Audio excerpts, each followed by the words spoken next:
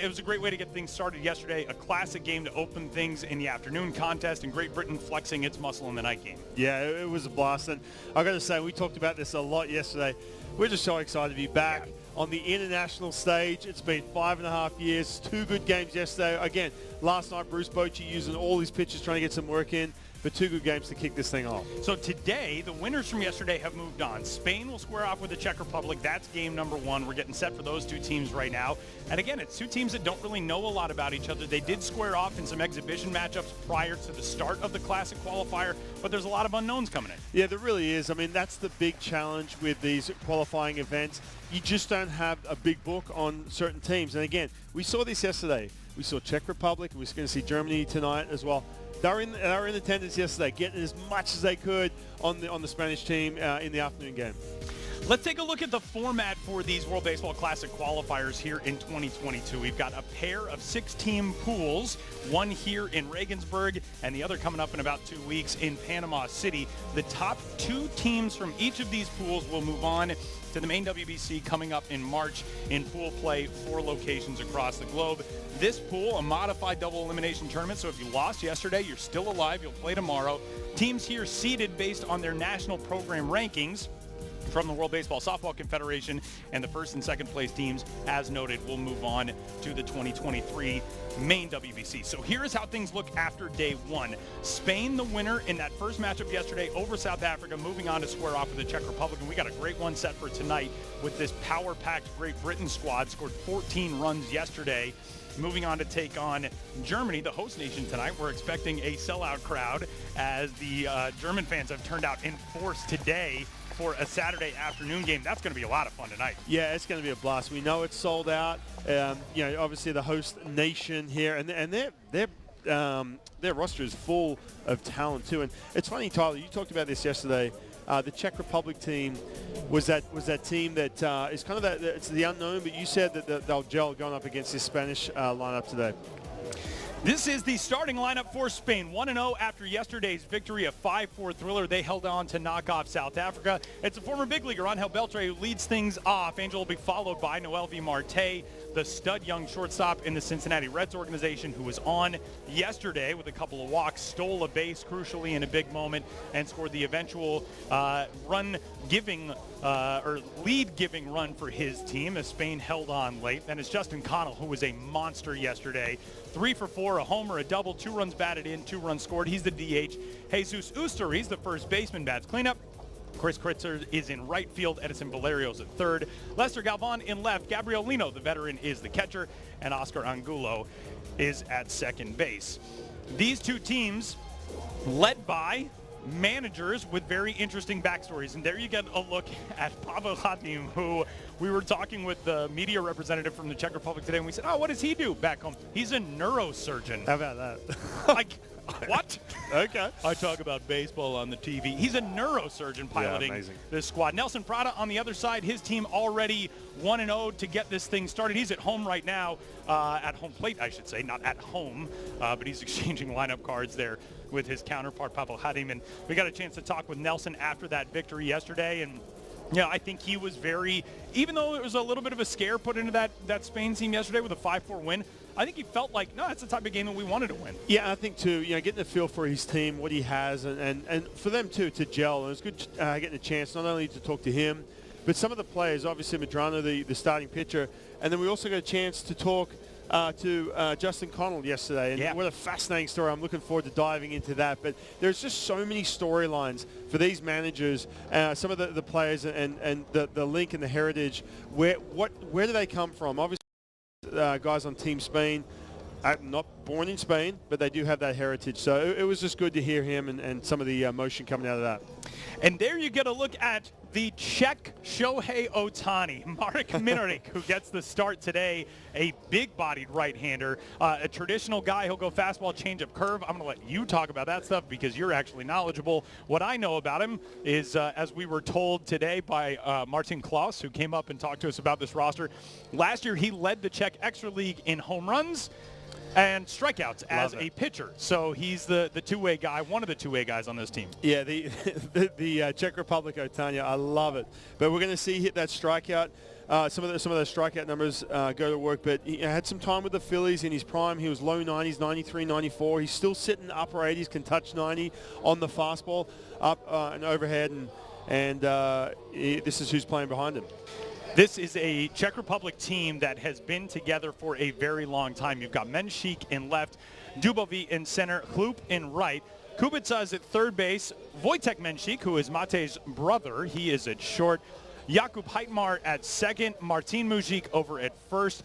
Martin Červenka is behind the plate, and he and Marek Minarik have known each other for a really long time, and what we have learned is when Minarik is most comfortable, it's when Červenka is behind the plate. They grew up together. They've played in club ball together back home in the Czech Republic for a long time. So this is a battery that knows each other really well, which we have discussed is not the case for a lot of pitchers in this tournament and catchers. No, it really isn't. And when you have someone behind the dish, and this goes if you're pitching in the big leagues, in the minor leagues, on the world stage, when you have someone behind the plate who understands you, knows you, kind of has that same feel about what pitch you want to go to and what count, man, it makes a huge, huge difference. So we're just about set for first pitch for this third game of the 2022 World Baseball Classic Qualifier from here in Regensburg. It is chilly Regensburg today. It is temperatures as of at least this morning when we got here, temperatures that were in the upper 40s Fahrenheit, so around, I believe, 10 degrees or so Celsius. And it has not warmed up a ton, but man, do we have a good crowd in the house for this one. And this, of our two games today, this is supposed to be the small crowd because tonight we've already got a sellout on the books for Germany and Great Britain. Hopefully the rain will cooperate, but it's actually turned into a pretty nice looking afternoon as the first pitch is fired in at 147, a fastball for a strike from the big right-hander Minarik, and we are underway here in Regensburg.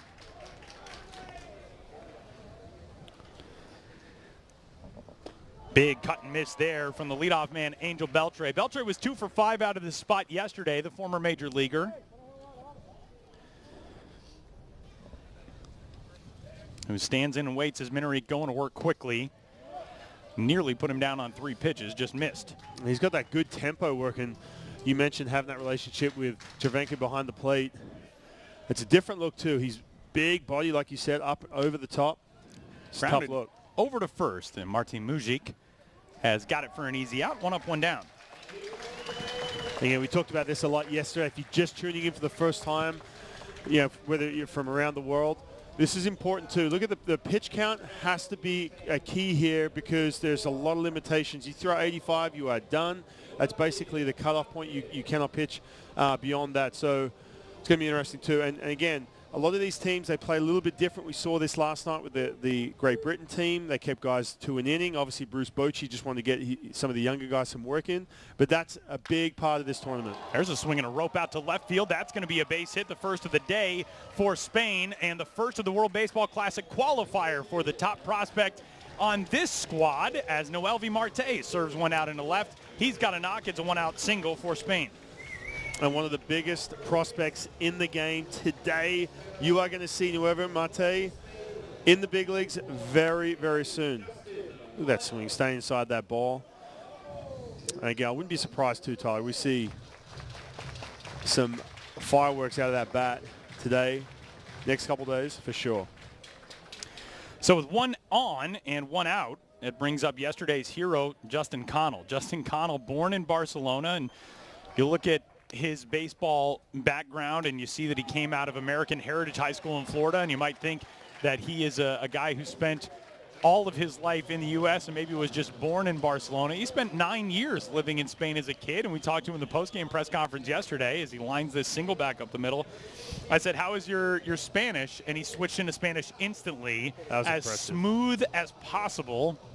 And you can tell he is a very well-liked guy on this team. Yeah, he really is. And you know, you look at the roster, a lot of guys coming from, you know, Venezuela, a couple Cubans, the starting pitcher, you know, for the Spain team from Cuba as well. So you look at him, you think, he's probably, you know, the outcast, but not the case. Speaks fluent Spanish. He's having a blast. He said there's so much energy in that dugout too.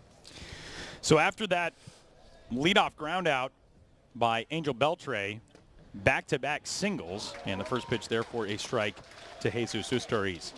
Four-man umpiring crew, it's Darius Ghani from the United States behind the plate. John Byrne from Australia is at third base. Roberto La Madrid from Mexico at second. And Mark Winter from the U.S. at first.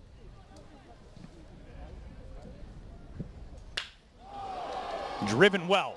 Left center. On the run, both Dubovy and Menchik, and that one gets out of here. We have talked about how well the ball carries at this ballpark, and Jesus Usturiz fires a first big shot across the bow for Spain. It's a 3-0 lead in the first.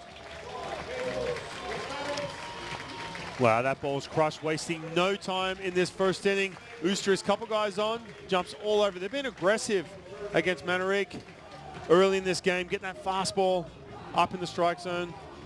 See you later. Man, 3-0. We're not used to seeing that early on. We talked about this yesterday. Usually it takes a little bit to get that feel, who you're facing, what do you got? Lengthy rain delay. Been raining all morning, no BP. Man, jumping all over it. And, that first at bat, Minnery goes to work against Angel Beltre and looked really confident and really comfortable getting the ball back, firing pitches quickly. And Spain has just decided to go to work and be aggressive, in the Czech Republic behind the 8-ball early now with a 3-0 Spain lead right out of the gate. That brings up the DH, Chris Quitzer, who will pound this one over to first. And Mujik on the underhand flip to his right-hander covering the bag. 2 gone. And now it's Edison Valerio's chance.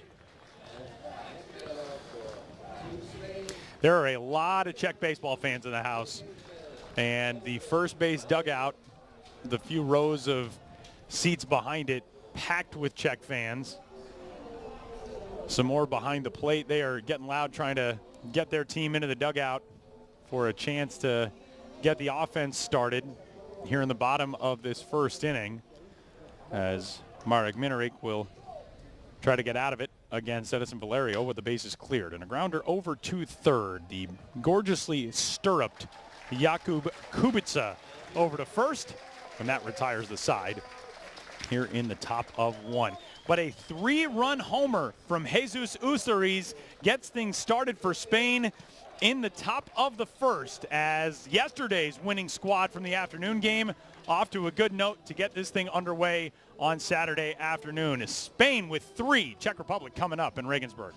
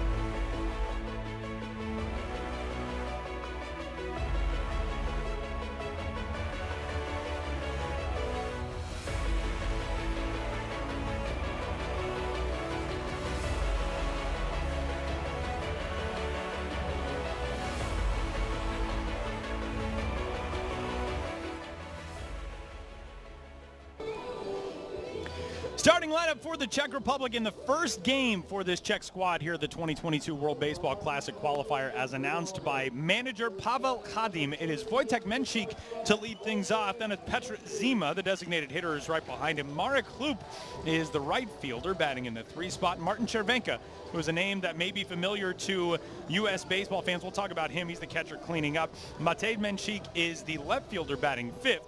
Martin Mujik, the first baseman, will hit 6th. Arnos Dubovi will bat 7th. Jakub Kubica, the third baseman, hits 8th, and Jakub Heitmar will round out the order. And first pitch swinging a drive off the bat of Menchik into center field. It chases Beltre back, and that ball's gone.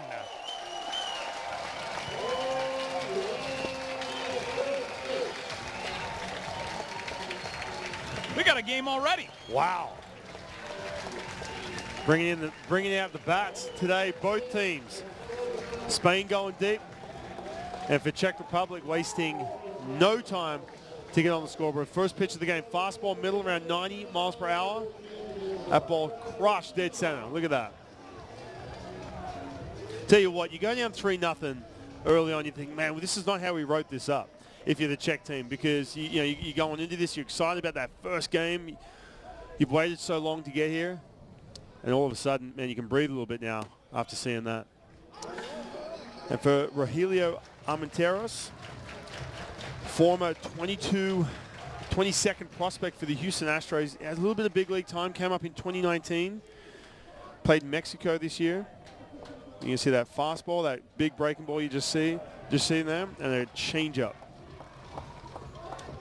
And here is one of the heart and soul guys for this Czech Republic team, the captain, Petra Zima, the DH, who bats out of the 2 spot today. From Prague, plays for the Eagles Praha in the Czech Extra League. And that sends a message, though. You're down 3-0 after the top of the first, and your leadoff guy goes out, ambushes the first pitch, and hammers it out. For sure. That's a good way to bounce back. Yeah, and we talked about this too. Tournament-style play is so different to regular season. Doesn't matter where you're playing, anywhere in the world. Things are just different. And, man, every inning counts, every at-bat, and all of a sudden you go down 3-0. You know, starting to stress a little bit. These first games we talked about, getting that first game in, getting that win. Liner to second, snared over there by Oscar Angulo. Yeah, more good contact from this Czech team. That'll bring up Marek Klup. Klup is sort of the Czech Henry Scrimshander for any fellow baseball book-loving nerds. He's kind of got an art of fielding storyline. He went to NC State out of high school. And yes, I know there was no D1 offer for Henry Scrimshander in the art of fielding. But then he ended up at North Greenville University, a Division II program in South Carolina. He was the conference hitter of the year this year, led his team to the Division II National Championship. They went 54-10.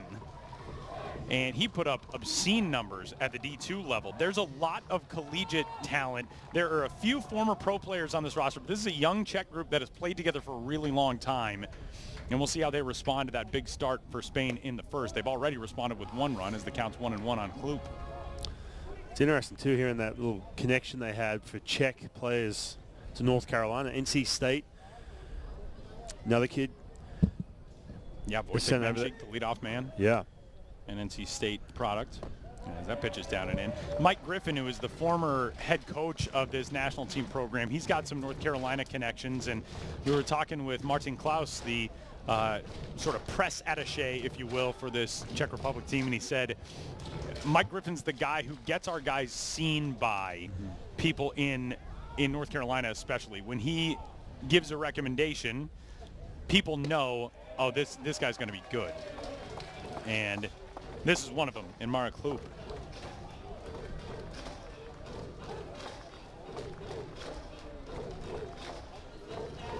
Klup, one of the younger guys on this roster, but like I said, this is a young roster. He just turned 23 back in January.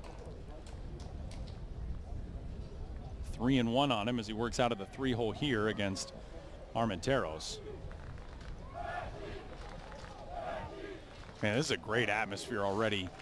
A rain-delayed game that these fans were anxious to get underway, and the sun has come out for the first time really today here in Regensburg. As that ball's torched foul into the bullpen.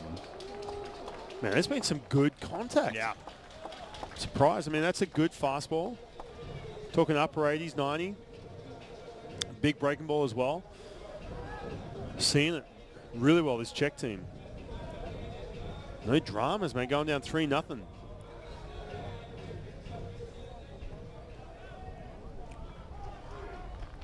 So full count now on Klup. And he'll bounce this one out to Noelvi Marte. An easy hop. 2 gone. And that brings up the veteran Martin Chervenka. We asked Pavel Hadim about Martin Chervenka the other day in our manager conversation, and he referred to Martin Chervenka as being half of this team. He said, without him, we're missing a lot. And it's not just, oh, he's your catcher and he's a big bat, he's your cleanup guy, but what he means to Czech baseball. And, you know, Martin Klaus said, when he was describing guys in this lineup, he said, oh, Martin Chervenka, he's the best-born Czech player, the best Czech-born baseball player ever. Like, yeah. Okay. Reached AAA with the Mets and the Orioles. He was on the doorstep of being the first Czech-born player in the modern era to make the major leagues, and unfortunately did not get that final roster move to be part of a big league squad. But reached AAA, spent a lot of time, 10 years in the minor leagues in the United States. And he takes that one down, 2 balls and no strikes.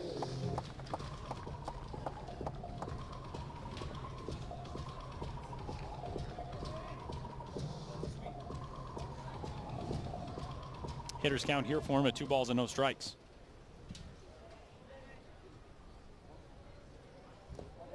Now 3-0. Not wanting to deal with Chervenka. Yeah, I mean, you need a huge scouting report to kind of look up and know who are the guys not to beat you, and that's pretty evident when you see Armenteros going 2-0 with 2 out. He's got a 2-run lead here in the first inning, trying to get established, trying to keep that pitch count in check, and all of a sudden he's going changeup, gets you 3-0.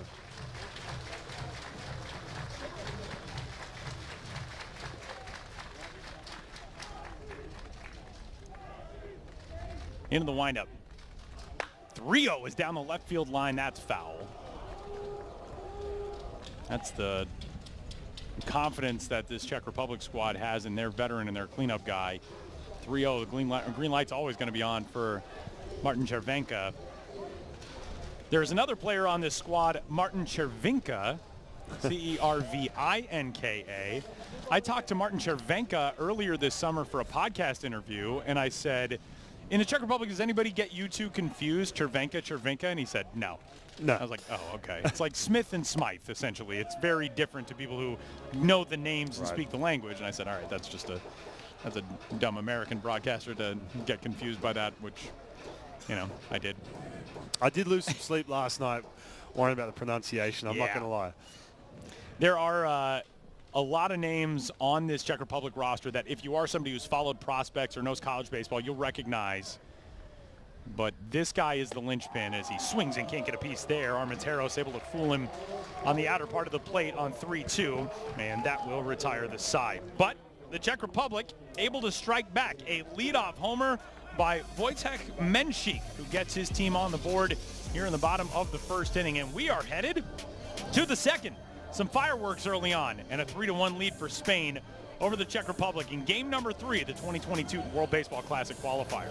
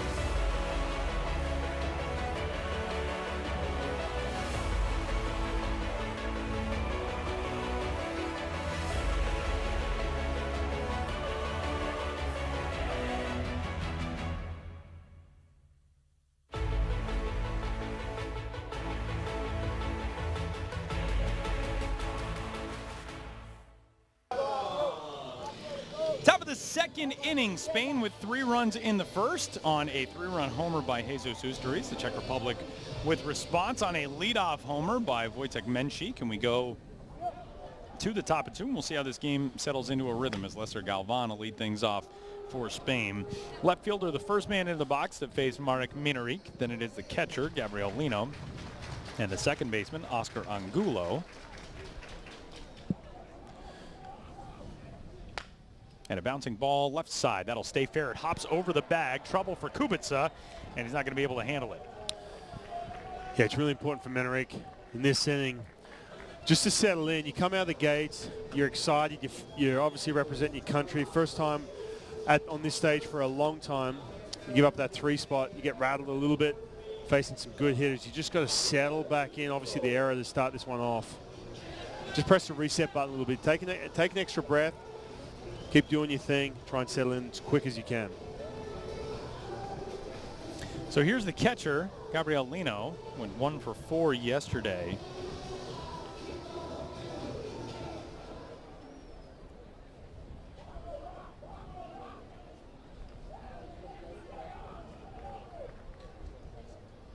That does go as an infield single for Lesser Galvan to lead things off.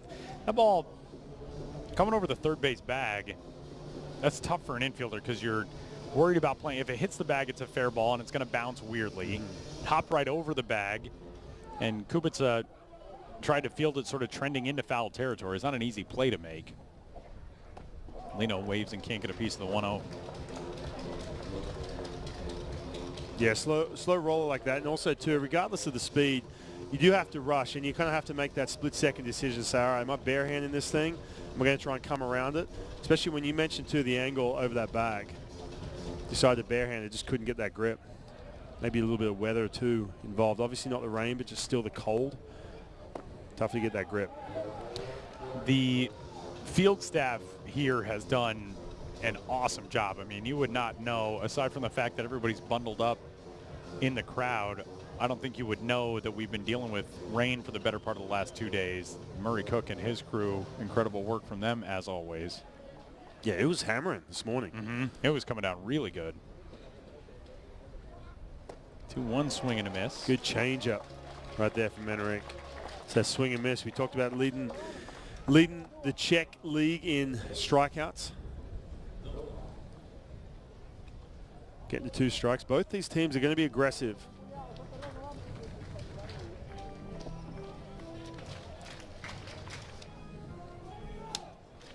And yeah, back to that changeup. 2-2, served the other way. Back on it goes Quitzer. He'll look up. It's off the top of the wall. It's Kloop who watched Dubovy play it back in, but first to third goes Galvan. Lino is aboard with his second hit of this WBC. And 2 hits to lead things off. It's runners at the corners with nobody out. When you're going to double up on a certain pitch, say a changeup, a secondary pitch especially, the second one's got to be better than the first one. What I mean by that the first one he threw was good. That was like a 2-strike pitch, and then it's kind of reversed. All of a sudden, then he was in the strike zone. When that happens, when you show a pitch, and within that 12 to 15 seconds after it, you show it again, it's really hittable. And you can see that pitch just hanging out in the strike zone. Just too much of the plate. So a big chance here for Oscar Angulo, who was 1 for 3 with a walk yesterday out of this same spot in the order. He singled in the second inning, walked in the fourth, was retired on groundouts in his next 2 trips to the plate as Spain tries to erase the run the Czech Republic got back in the bottom of the first.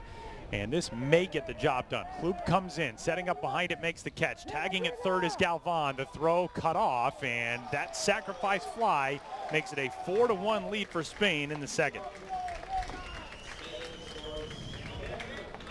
Angulo doing his job. Getting that ball in the air to right field.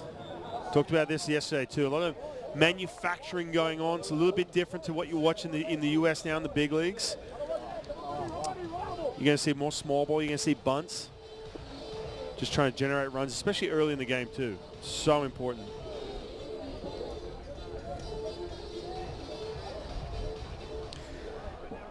So that'll turn the lineup card over, and Angel Beltre steps in and bounces one right back to Minerick. A chance at 2, but they can't get the first one. The errant throw sails into center, and it will be 1st and 3rd again for Spain in the second. Wow, what a break for Spain in this situation. Minerick not helping himself out at all. You got 1 out, and you have the toughest part of the lineup. There's that changeup again. You had plenty of time too. This happens a lot. You can see his body weight going towards third base, and that ball just sails on him.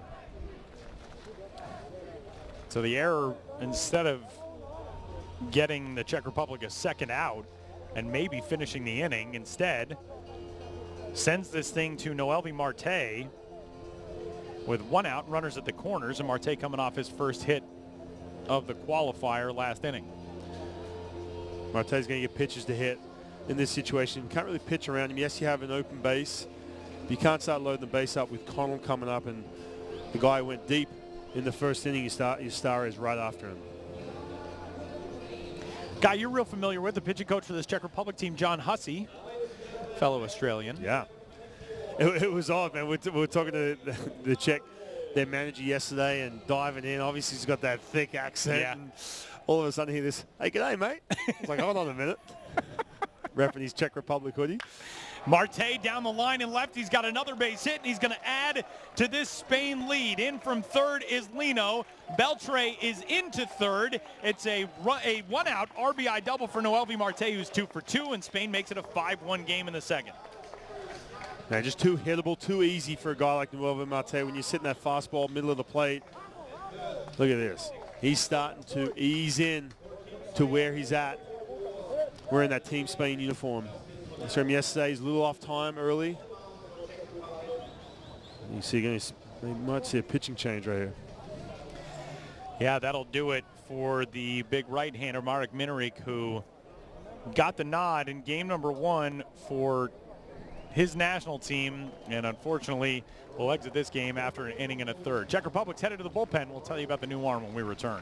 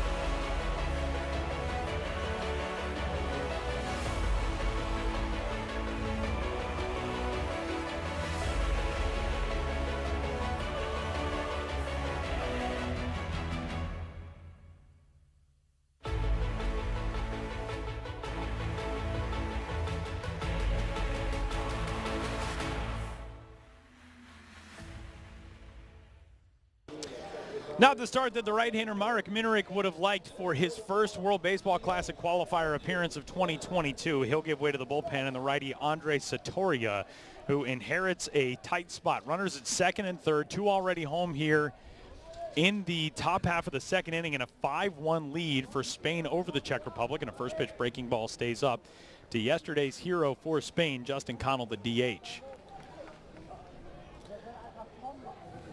You go back to that comeback to Minerick, trying to turn that big double play, couldn't do it. Man, it's amazing. We talk about every game. We heard Nelson Prada talked about this yesterday in the postgame. You got to treat this like Game 7 of the World Series regardless. And you can see that obviously Minarik's their guy. They're sort of leaning on him to get that good start, get that solid start, get him deep in this game. Not the case here. You've got to make that change.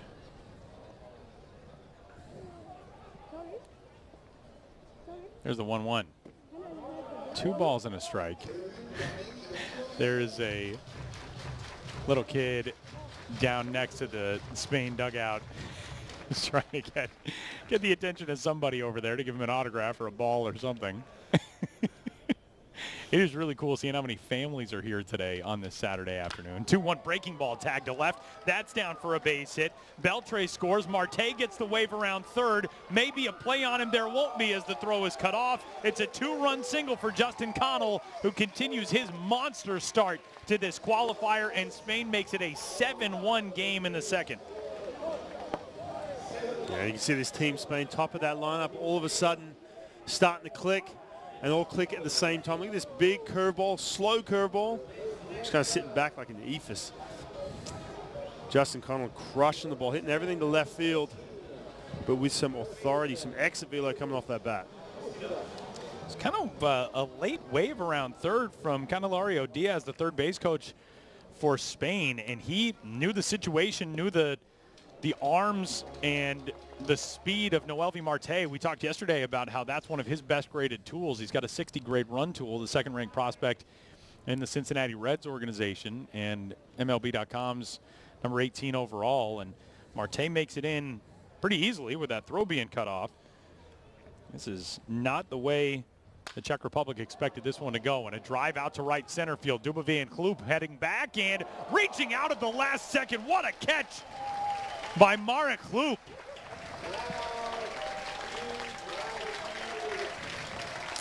We talked about too, look, the wind is a factor and these balls are jumping off the bat. So you can see a good route, able to get back. Plus you're dealing with the wall as well. Man, timed that jump perfectly, turned around. Really doubled off Justin Connell. Good play. Man, you need that too. Look, you're down 7-1. It's still early. You have to tell yourself that, as hard as it is. When you get back in the dugout, you've just lost your guy, your starting pitcher, Minarik, who you're leaning on heavily. You know what? That's a big out right there. Still, even though with this 6-run lead. So now here's Chris Quitzer. Quitzer grounded out over to first last inning. He was 1 for 4 with a double and an RBI yesterday. Also scored a run. Mujic wasn't on the bag at first, and Sartori has stepped off to check on the runner. So final line for Marek Minarik in this game. An inning and a third. He's charged with 7 runs, 6 of them earned on 6 hits. Through 22 pitches, put 18 of them in the strike zone, but of the 11 batters he faced, too much damage done. 1-1 lifted, should get out of play foul. And nearly a play there for Martin Cervenka. Cervenka, the former Mets prospect, he's got Mets colored catching gear on. I noticed the chest protector and the shin guards and the mask. Kind of goes with the uni. Pretty cool. It does. It's, you know, not the same colors as the blue and red of the Czech Republic, but it kind of fits. I mean, yeah, if he was representing South Africa, maybe not. Right. It might be a little loud, you know. A very colorful uniform. So 1 and 2 strikes on Quitzer.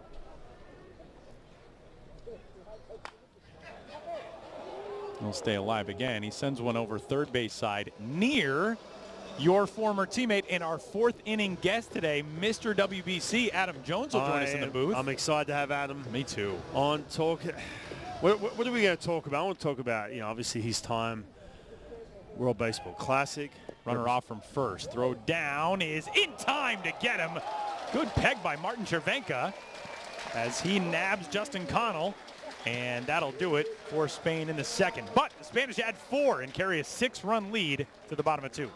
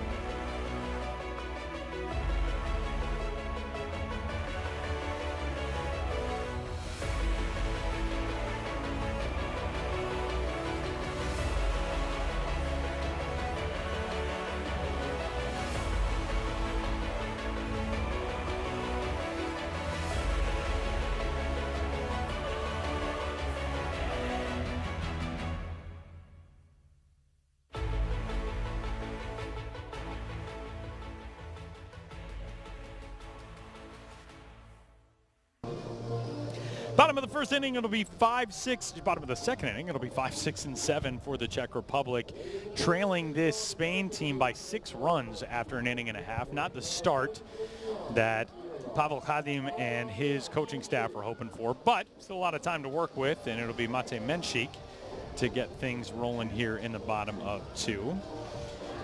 The brother of the leadoff man, Wojtek Menchik, who ambushed the first pitch he saw in the first inning from Rogelio Armenteros and blasted it off the batter's eye in center for a homer.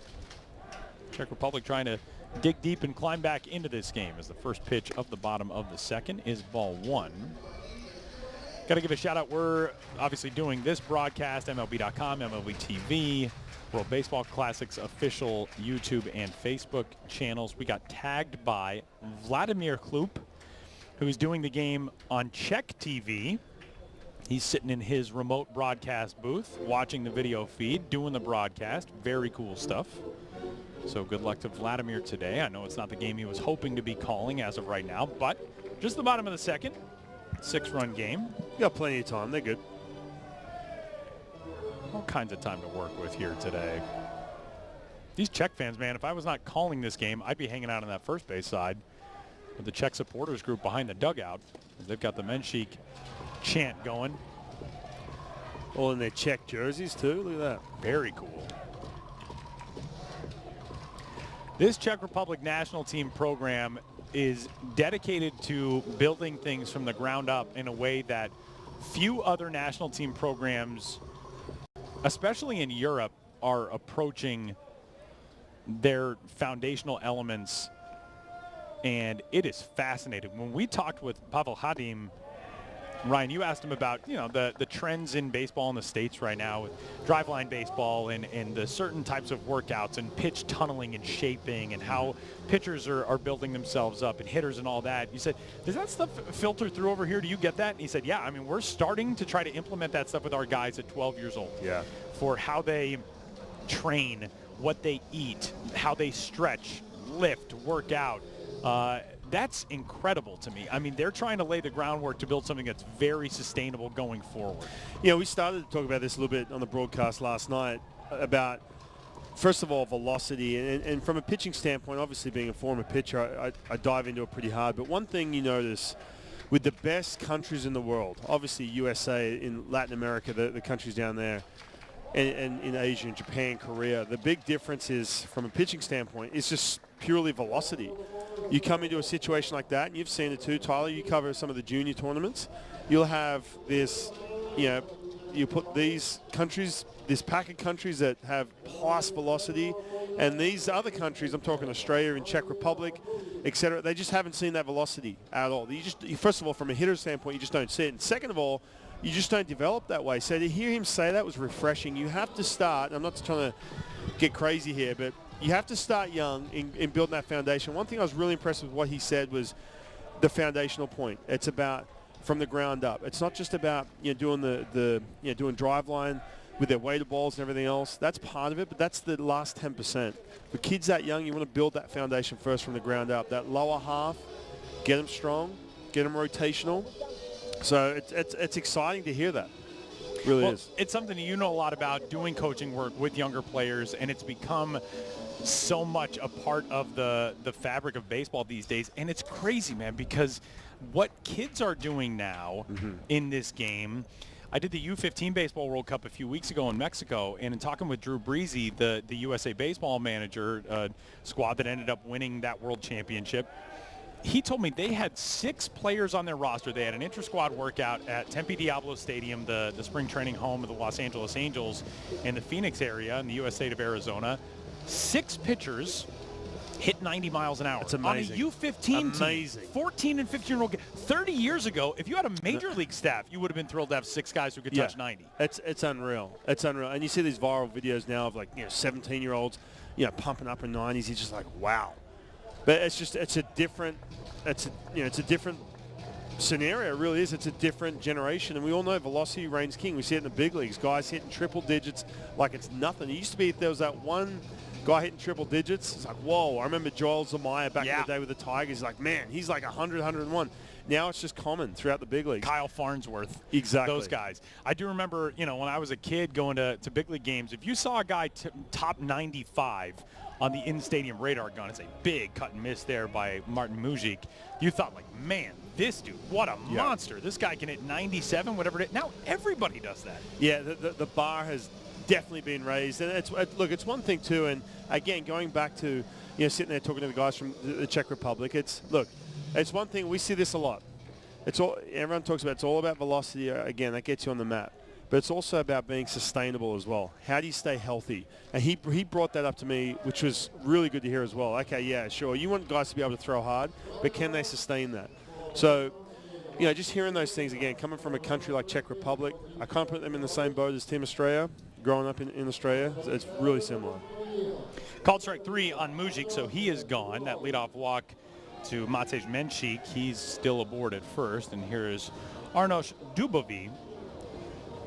It really is pretty incredible, though, to just observe the ways, even over the last 10 years, things have evolved, especially in the velocity side.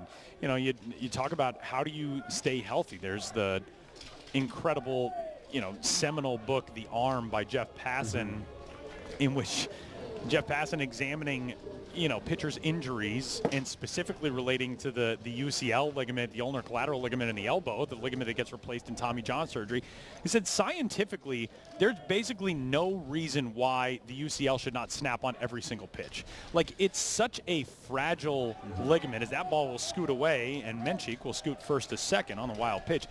And it's incredible that it doesn't happen more often that guys are having Tommy John surgery, and it feels like it happens all the time. But with what the human body is capable of, doing it, 80 times a game in a tournament like this, it's amazing. Yeah, it's one of the most unnatural motions there is in sport. The stress on that shoulder, when all of a sudden that front foot hits the deck, and all of a sudden all that ground force comes up, and the shock of energy that goes through that shoulder, then you're pronating that wrist. Like, you look at softball, and people say, why aren't the same amount of injuries in softball? Well, it's more of a natural motion. The shoulder's meant to move that way. Same as cricket. If you're familiar with cricket, the way they bowl, you can't bend your elbows. So baseball, it's and to your point there, it's fascinating. And a lot of this has to go into, and I talk to kids all the time, hey, I want to throw hard. Okay, yeah, you want to throw hard, but there's also the boring stuff you got to do as well to stay healthy. There's so many things you can do to stay healthy, and ultimately you will throw harder because your arm can take the stress. And we see this too with a lot of guys, in these tournaments. We talked about this with South Africa. You have guys, they played some professional baseball with baseballs, everything they did. Now all of a sudden, they're off and they've got jobs or they're doing whatever, and they get a chance to pitch in this. It shocks the system hard when you have gotten out of your routine and you're trying to be healthy and you're trying to be at peak level to pitch in something like this when you just haven't been doing it every single day. Like Justin Erasmus yesterday with South Africa. I guarantee you he saw today, put it that way, after going 5 strong yesterday. With all that adrenaline too. Oh, yeah. 3-1 count on Dubovi. And a check swing. He is able to hold up. Man, some better at-bats right now from this Czech team. We said both of these teams were aggressive, but this is super important too. Look, again, you're down by 6. You start getting a little tight. You start pressing, trying to force the action. But now all of a sudden you find Armenteros, he's starting to pick away, pick on some of the weaknesses here from him, starting to see those pitches. All of a sudden you see a mound visit. Juan Rincon, the pitching coach for Spain. So I'm a uniform nerd, and I have been able to control myself a little bit through the first 2+ games now and not just constantly talk about uniforms and logos and all that type of stuff. But I just noticed, and you're getting a great look at it here, those side panels on the Czech Republic jerseys, they form the Czech flag, which I had not noticed before. That's very cool to me. It's a great observation, Tyler. And I am surprised we haven't talked through unis, man. We have a plethora of designs. And by the way, I was trying to set you up, too, when I talked about some of the jerseys over here on the from the fans. We're going to check jerseys on. Might get a shot of it later, but above that dugout, I was like, oh, I'm trying to set you up. I'm trying to sneak it in for you. You're looking out for me. See, and you're talking about arm injuries and, and softball and cricket here. And I was going to say, what about rounders? Please don't. Please don't. And if you listen, we've got viewers who weren't tuned in last night when I Got a little upset over the rounders from the Brits. So 2 on, 1 out. And here is Jakub Kubica.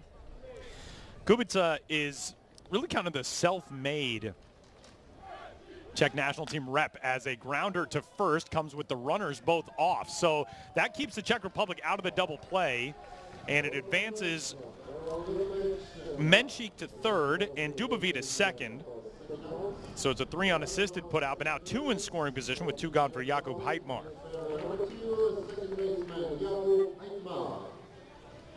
If you can get a couple of runs in here, that's a huge response. Yeah, Spain put 3 on the board in the first and 4 in the second. But if you get a couple of runs here and you get a shutdown inning, then you feel like you're right in the game. Right now, it's kind of teetering on the brink for the Czech Republic. But a big spot for Heitmar. Yeah, for sure. And trying to utilize bottom of that order, trying to maybe get a little hit and run, just put something in play, get back to the top of that lineup. Heitmar, a former pro player, 2008, he spent 33 games in the Minnesota Twins minor league system. Played for the rookie-level GCL Twins in what was the Gulf Coast League back then, a complex-level league.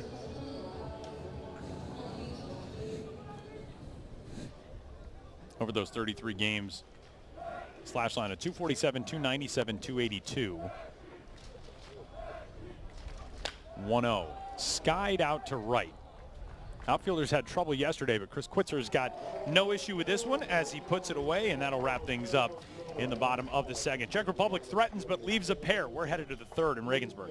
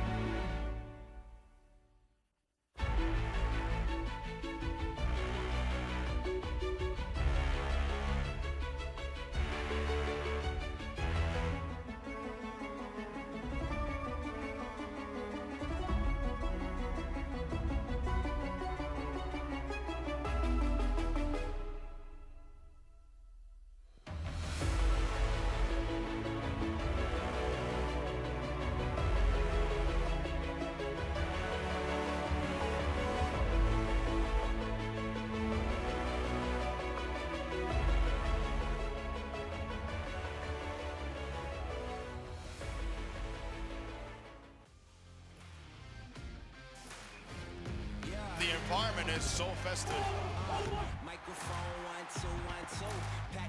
The fans here enjoying what they're seeing at this time.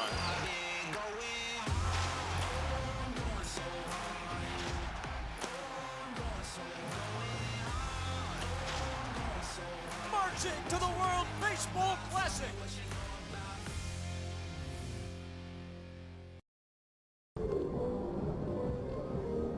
It has turned into a sun-splashed and pretty nice little afternoon here in Regensburg in the German region of Bavaria. Day number 2 of the 2022 World Baseball Classic Qualifier. Tyler Mon, Ryan Rowland-Smith. We're headed to the top of the 3rd inning. It's been an impressive start for Spain. They've got more runs through their first 2 innings today than in their victory yesterday over South Africa, in which they held on late for a 5-4 win. There's that Czech supporters group we were telling you about last inning. Guys up above the first base dugout getting loud for their team as we head into the top half of the 3rd. New arm into the game for the Czech Republic is Daniel Padishak. Daniel Padishak goes to Charleston University. That's interesting. We're talking to, like you said, Martin, the media guru, I feel like. Man, he was good. Martin Klaus. We thought he was going to come up, run through the pronunciations, piece out of here. He stood around for 20 minutes. It's great. Gave us background stories, jobs that guys have. He was amazing. It was great. But he was talking about Padishak. He said the Charleston University, he's been there for a good amount of years, 4 years?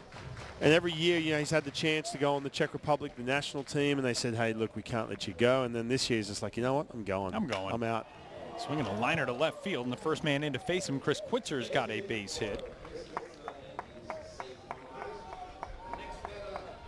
One thing I've noticed here at this ballpark, and I love these things about international baseball, our public address announcer next door, who's come in and said hi to us a few times, he kind of gives a little bit of commentary during the game as well. Yeah. Which I'm assuming is a holdover from Bundesliga games, where you're kind of explaining it to obviously there is a fan base here that really, really loves the Legionnaires, the local team in Regensburg, but you're also educating fans in the process. Yeah, I heard him last night I heard him do that. I took the headset off for a second. I was like, hold on a minute. Yeah, he's going to give a little play-by-play. I like it.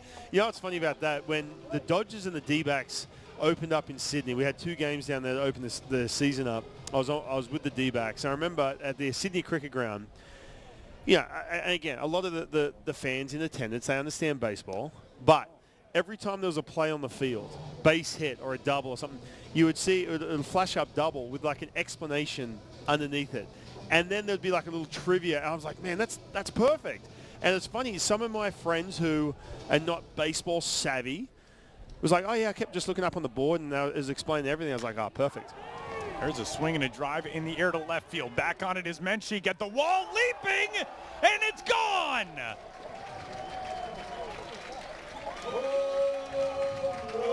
Edison Valerio hitless yesterday, 2-run shot, and Spain is roaring on day number 2.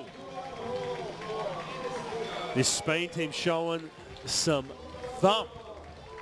Bringing out the power sticks early on, or the third inning, in 9-1. Look at that swing. Hanging slider from Padishak. Well gone. We talked about this yesterday. Somebody in our manager meetings gave us the quote, nobody in the world ever has enough pitching. And so much is predicated on that. And, right now the Czech Republic is living kind of the nightmare start. If you get off to the rough start pitching-wise, it throws off a lot of stuff that comes up behind it. And a tough start today for Marek Minarik, who got the nod on day number 1. And now you're in sort of a world of hurt here early on if you're the Czech Republic. And that's tough because this was one of the teams when we were coming in, I told you to keep an eye out for, because they've been building something that they're trying to make so sustainable there. And these players have played together for such a long time. It really felt like, oh, this group has a chance. And obviously, it's the 3rd inning of day number 1 for the Czech Republic. They've still got a shot, but not the start that they wanted. When you sit and map it out when you're the coaching staff and say, all right, okay, Minarik, he's our guy. You're going to assume he's going to get deep enough in this game. But you have to come up with that plan B. All right, if all of a sudden, if the wheels fall off, which they did, and you map it out a little differently, you have to say to yourself, okay, what's the strategy? What's the solution? You got to look and say, okay, how many days do we have in between? Do we just roll everyone out like Bruce Bochy did? Try and get everyone a little bit of work, maybe an inning, see what we got, see how everyone looks for those next couple games, for the next couple games. But man, it is tough. But it is double elimination, like you said. You have to press that reset button. You go down today and go back out there and get that first win next time out. You're still alive. Bruce Bochy in his post-game media availability yesterday, France's manager, that was a 5-3 game going into the 6th inning. And once that game started to get away from France, he did want to get all of his guys in. And that game took us almost 4 hours. And he did say at the end of his press availability, I know that took a while, and I know some of that's on me. I'm sorry about that. But he wanted to get all the guys out there and get them into the flow of what it felt like to be on the stage, be playing under the lights, all the nerves get behind you. That's important in a tournament like this. Yeah, especially for Bruce Bochy too. I think, looking at the 6 teams that are here, I think when you really, break it down, the French team, their manager Bruce Bochy is still learning what he has on that roster, for the most out of any team here. So I think that's super important what he did. It gets to a point you're like, look, man, obviously you want this game to be over. It's deflating. But on the flip side, you got to have that silver lining. At least you get a chance to see what he has moving into that next game. And he kept everyone under the 30 pitch threshold. He's got his whole staff available. Yeah. 2 balls and 2 strikes here on Gabriel Lino. Now the count is full. Talking about uniforms and logos and all that. And the MLB City Connect jerseys, uniforms that have come out over the last few seasons. I've seen 3 fans today in City Connect gear. I saw a Kansas City Royals fan in a Salvador Perez jersey with the City of Fountains, the Royals alternate look. A Houston Astros fan in a blank back Space City jersey, which is fantastic. A Dodgers fan down there in a Los Dodgers hat. That uniform program making its impact across the globe as the strikeout is out number 2. All kinds of big league apparel. What are your thoughts on the City Connect jerseys? You know, I think the program is... Or the uniforms, excuse me. It's the whole uni. It is, yeah. It's not just the alternate jerseys. I think the program is really cool, and I think some of them are just, I mean, awesome. There are some that are just gorgeous. And it shakes it up. And Nike is doing its thing with Major League Baseball that it's done in so many other sports. And it's something that Major League Baseball has never really done before in exploring this type of alternate uniform. And I think it's cool, man. They've done a lot of really, really good work. I don't know what my favorite is, though. I like the Padres. I do. Okay. The pink and green and the loud San Diego colors. Tells me that you don't agree with me. Yeah, I wouldn't put it as my top, but yeah. I do like it. Yeah, I do like it. I don't know why. Sorry, and usually I wouldn't like how loud that is. Look, put it this way, man. I do like the traditional look. You know, the Yankees, the fact they just wear nothing but pinstripes. It was even bizarre to see just the Nike swoosh on the front of that thing. You know, when you see that NY on the, you know, on the jersey and everything else. But you know, look, if you do have the opportunity to start mixing up, sure. Oscar Angulo takes a 2-out walk. My favorite is the Miami Marlins. Their tribute to the Havana Sugar Kings, former International League team in minor league baseball that played in the capital city in Cuba. You know, there is an alternate universe that exists somewhere where geopolitically, if things go differently, I think Havana has a major league franchise. And that I thought was very cool for the Marlins to do that. You know, I know a lot of people really like the Colorado Rockies ones. Being a Denver guy, I think they did a lot of good things with them. I think you could have done some more cool stuff.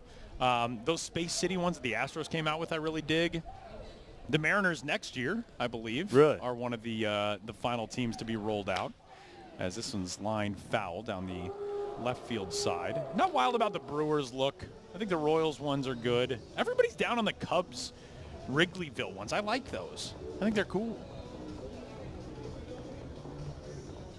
That's part of the City Connect, I don't know if you call it an initiative, but that's its own specific uniform campaign from Nike. And then, of course, each team with their own alternate looks.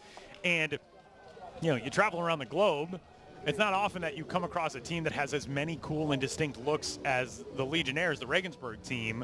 We went into the fan shop yesterday, and I was like, well, there goes all my money. Yeah.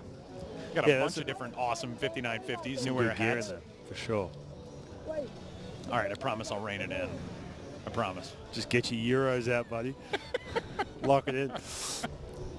2 outs, a 1-2 count back at the top of the order on Angel Beltre. The Angels won. Anything with Mike Trout and Shohei Ohtani is going to look cool. You can send those guys out there in like those tuxedo T-shirts, and I'd be like, gotta buy one. Gotta buy one of those. Trout's got it on. Yeah, I do like the Angels one. Oh, that's a good look. Yeah. More of that traditional look. I like it. I'm a big fan of powder blue uniforms, too. Yeah. I really am. I like it. It's a good look. Is that when you were a kid and you were kind of first getting into baseball, it would have been around sort of the late years of the powder blue look? Yeah, I was a big Blue Jays guy. Like, okay. Blue Jays were my team breaking in. I think they had done away with the powder blue though at that point. But I remember the Blue Jays were one of the first teams to do the throwback on a consistent basis when I was playing against them. And so we'd go into Toronto into that Rogers Center. I'm like, oh, which uni are they wearing? And you'd see Roy Halladay out there pitching the powder blue. It's so cool. 2-2 up high. 3 balls and 2 strikes on Beltre. Already the third trip to the plate for Angel Beltre, and we're in the third inning as Daniel Padishak trying to get his team out of this frame.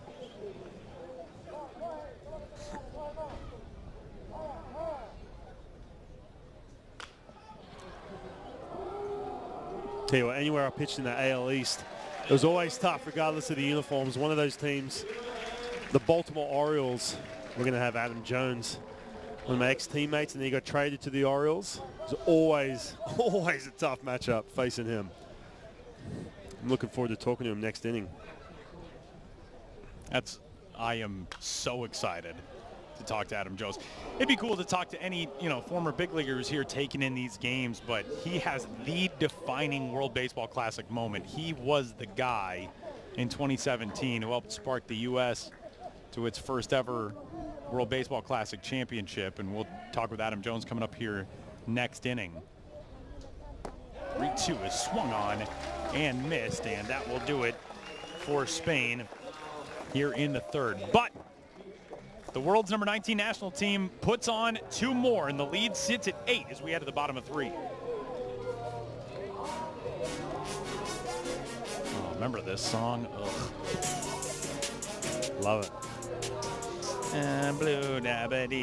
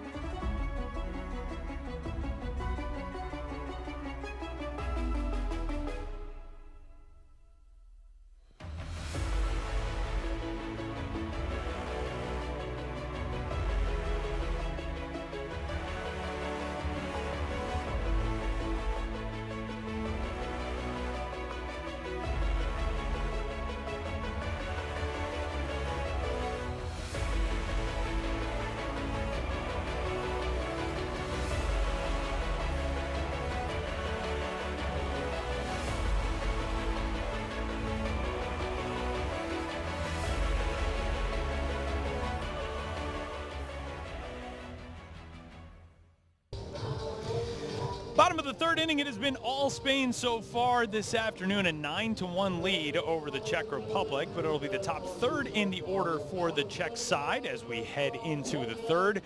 We do have a run rule in place here in the 2022 World Baseball Classic Qualifier. We'll talk about that. If the losing team has batted at least 5 times through the 5th inning, 15-run plus lead will result in an early completion of a game, and it's 10 plus through 7. So it's something to keep in mind. Right now, a lead of 8 runs for Spain over the Czech Republic. So they're a little ways away from potentially wrapping this one up early, and we would have to go into the 7th for a 10-run plus lead. But first pitch is away to the leadoff man, Wojtek Menšík, to get things started in the third. I just don't count out this Czech Republic team, and the patience and the approach at the plate last inning was markedly better. Yeah, and there's some good swings too. It's not like a situation when you look at this 9-1 or this 8-run deficit that it's just overwhelming stuff from the pitcher, and you see that a lot too, where you have this country versus that country, and it's just so lopsided, and you just feel like there's just no chance of putting some good at-bats together, but that's not the case at all. Again, it is still the third inning, plenty of time to make something happen, and they're at the top of the order again.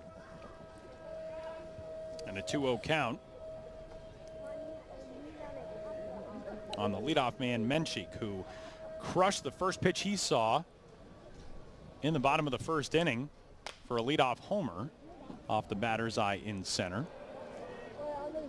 It's a really cool backdrop here at Armin Wolf Baseball Arena in Regensburg. We got some rocky cliff sides out beyond center field. We had an amazing moon out there last night. This ballpark is so gorgeous and is so recently updated Although I got called out, I noted this last night on our broadcast. A German umpire, Tim Meyer, who I know, told me that the press box building is not new. I said this building was new.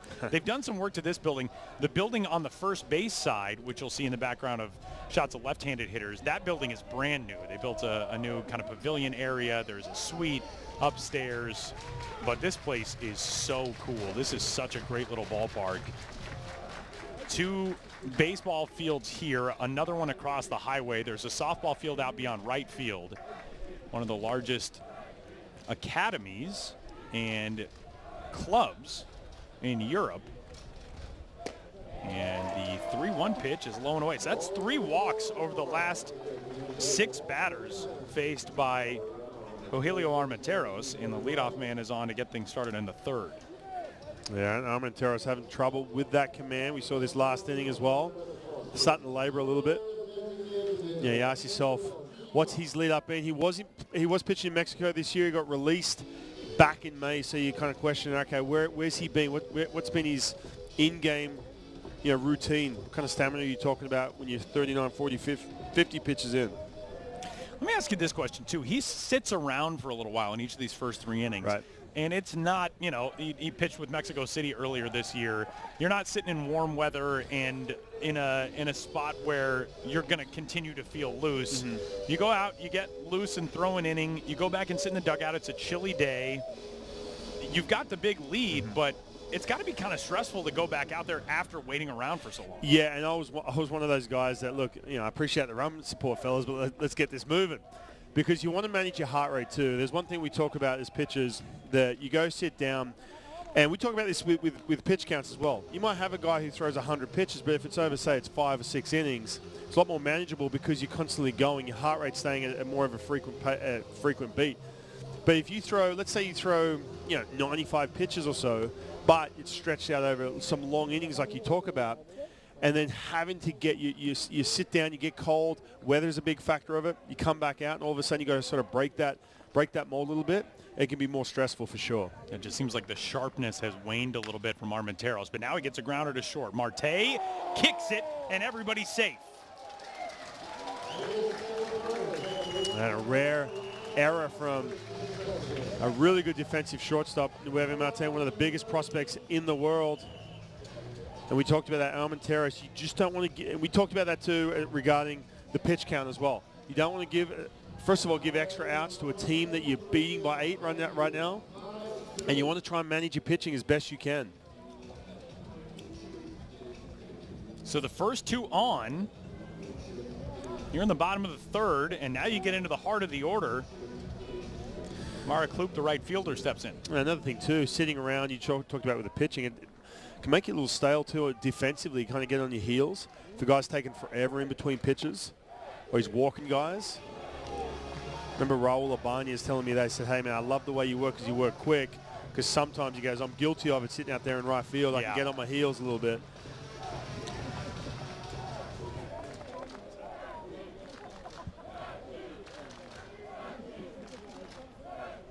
That big Czech supporters group beyond the first base side, they got something to be fired up about now. You can just throw the headset down, go and have a beer with them. You sure? Yeah. Okay, appreciate it. Just one? 0-1. Maybe playable. Lino will give it a look, and that was actually off the guide wire of the backstop netting.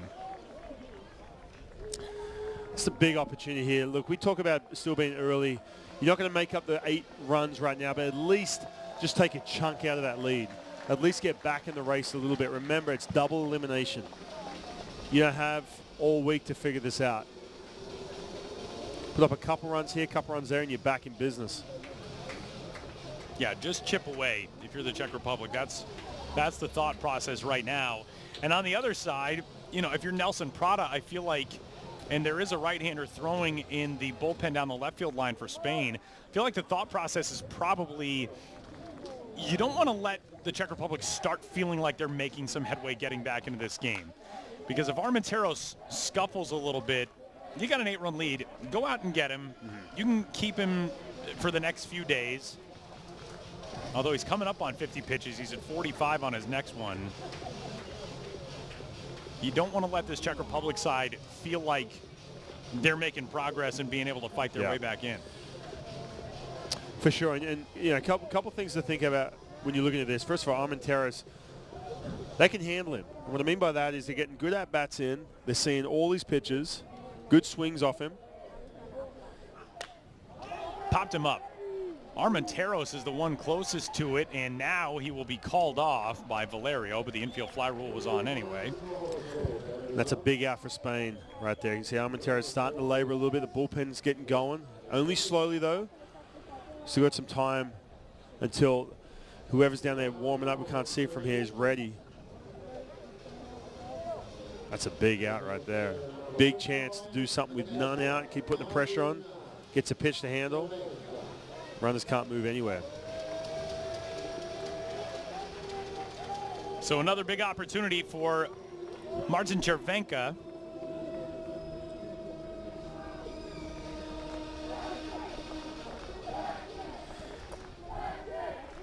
The big backstop, a member of Eagles Praha back home in his hometown of Prague. 10-year minor league career. Made the climb all the way to AAA.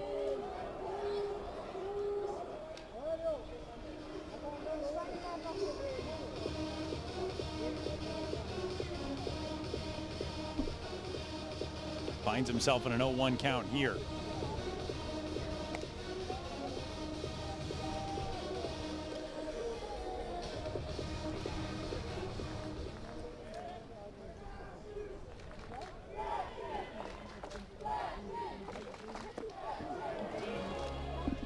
Good off-speed pitch there on 0-1. And the guys having the most trouble against Armenteros is the best player in this lineup. Yeah, strikeout in the first inning for Červenka, finds himself down 0-2 here. There's a good change over there. Right?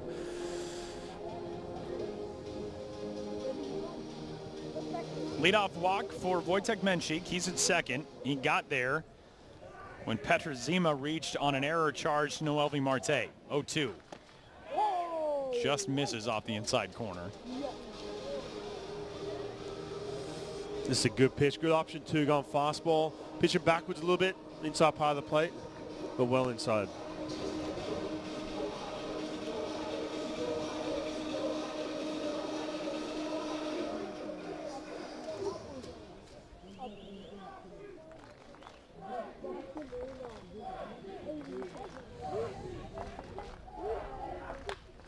Swing and a drive into left. Galvan over toward the gap, and he's having trouble tracking it.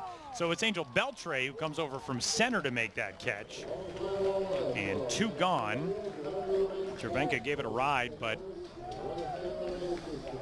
he's the second out of the inning. Man, just missed this pitch. Gets a fastball hit, tries to pitch him in again.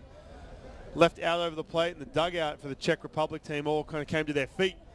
Thinking, does this have a chance? But just missed that pitch. Well, looks like that will be the end of the day for Rogelio Armenteros, the starting pitcher for Spain, who gets his team through 2 2/3. Nelson Prada, the manager, heads out for at least a conversation with him. There are 2 arms throwing in that bullpen out beyond the right field wall for Spain. This may just be a conversation. Yeah, not going to be a change here. Sticking with him. Kind of earned a couple extra outs. There's your boys, Tyler, up there in the Czech jerseys. They got a spare jersey for you, for sure. It's about your size. Number 55. Did you that one? There's a hat for you, look. Some merch. It is so cool seeing the way that these fans in Regensburg have embraced the first couple of days of this event. And they haven't even gotten to see their team play yet. Adam Jones set to join us coming up next inning. So excited to talk with one of USA Baseball's 2017 WBC heroes, as Mate Menchik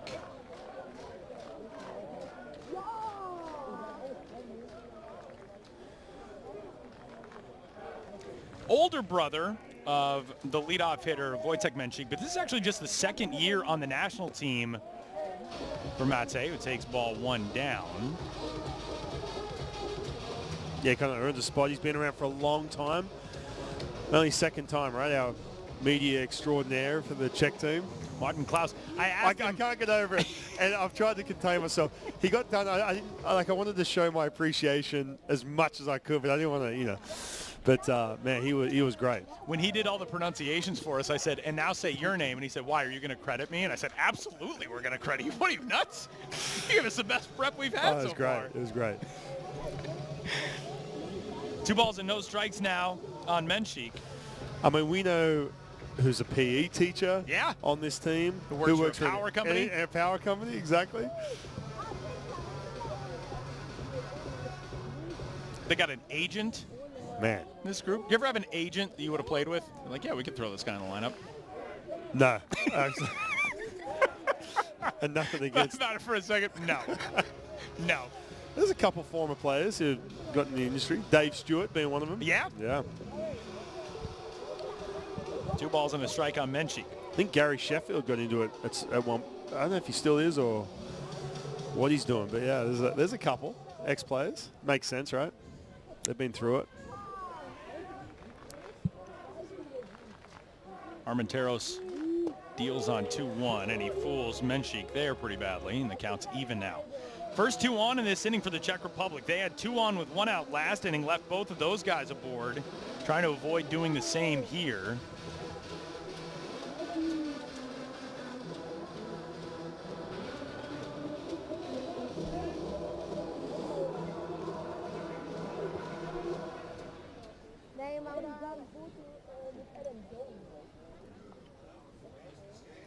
Three home in the first for Spain, 4 in the second, 2 in the third.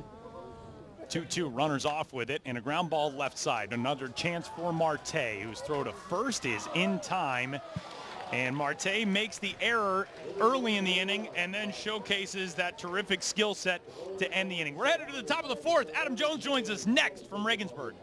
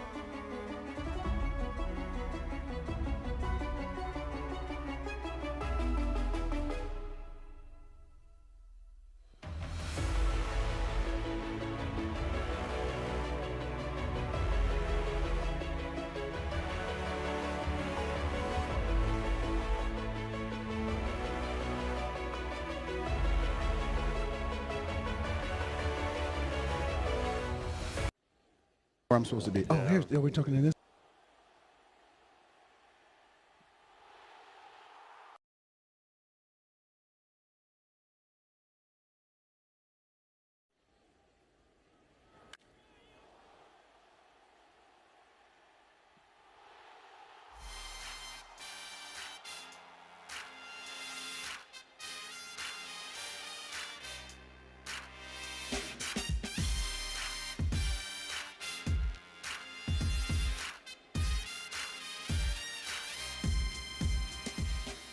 Inside in Regensburg, we are set for the top of the 4th inning between Spain and the Czech Republic, and we are pleased to be joined by the guy who authored the most iconic moment in World Baseball Classic history.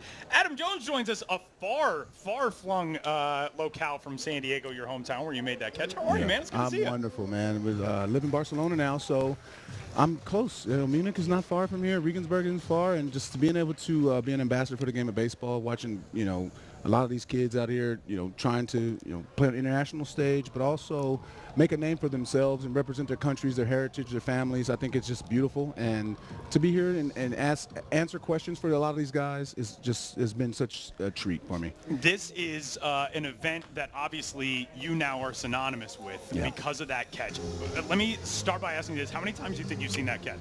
I've seen it a lot, obviously. I got a commissioned an artist to Carlin Jackson. I commissioned her to draw this painting for me. Awesome. I was going to have her send it to me, but we was like, we're moving to Barcelona, so I was like, can you just keep it and hang it up at your house? When I return to the United States, can you send it to me? But no, it's great. International play is great. Just again, to be here, to be represent MLB, but to just be a part of baseball, and I'm not better than nobody. I just want to be here. If I got any advice for guys, I'm just trying to help. I heard you down. We picked up some of you, by the way, down third base, talking to some of the South African guys. Yeah. Is that something, are you passionate about that when you're next to the dugout and you get a chance? Obviously, they walk out of that dugout, some of the younger kids on that team, and their eyes light up like, oh, there's Adam Jones standing right there. Is that something you're passionate about as far as, not that it's a coaching thing, but it's more of that having a chance to talk to young players in that kind of atmosphere? 100%. It's, I was taught by a lot of great guys on how to pass this game on, again, we want to play this game as long as we can. Physically, we can't do it. Our bodies is going to tell us, so you got to stop. But to be able to pass a little bit of knowledge that we have to the next generation, like I was talking to Victor Ngope yesterday about his at-bat. Again, he didn't get a hit. He got the stake in, and that made they lost 5-4, but it's the small things you have to do, and it was a really, really good at bat. And I just told him, hey, you had a really good at bat. I know you didn't get a hit, but you got the stake. That's how you play the game of baseball. And seeing these guys at the hotel, generally at the bar, they ask so many questions. And I always said, I was always a person that asked questions. There's always a thing say, there's no such thing as a dumb question. And especially with this game. And again, I'm an open book to anybody that wants to be here. And it's great, I was living in Barcelona working with Team Spain. I was in the dugout before the game saying, "Bomino, bomino, bomino," and then they got a guy, Chris. I'm like, "Let's go, Chris!" Everybody else. Well, we thought Justin Connell, who was the hero yesterday, we asked Justin Connell, what's your story? And he's at the plate right now. Yeah. And Ryan asked, how long you live in Spain? He said 9 years. And I said, how good is your Spanish? He's flipped to Spanish, immaculate Spanish immediately. Yeah, we're expecting, and no lies, we see Justin Connell striking out.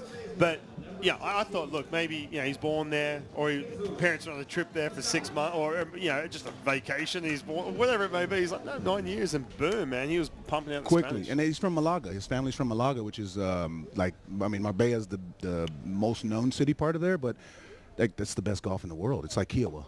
Just amazing. It's 200 golf courses in a 10-mile radius. Wow. And I was down there a couple weeks ago. My wife was so mad. I golfed 36 holes each day.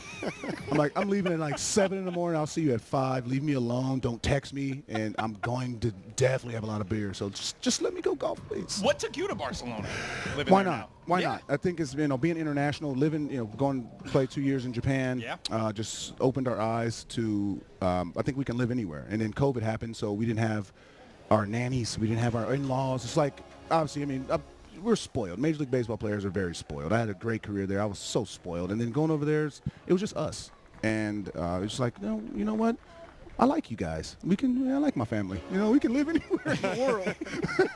So it's quality to have in a family. Let's live anywhere. And we chose Barcelona because we live in San Diego also. And with the Spanish, it fits. It was either Paris or Rome or Barcelona. And, the Spanish part took a heed to it. And, the food is great. I eat a lot of patatas bravas. I eat a lot of paella.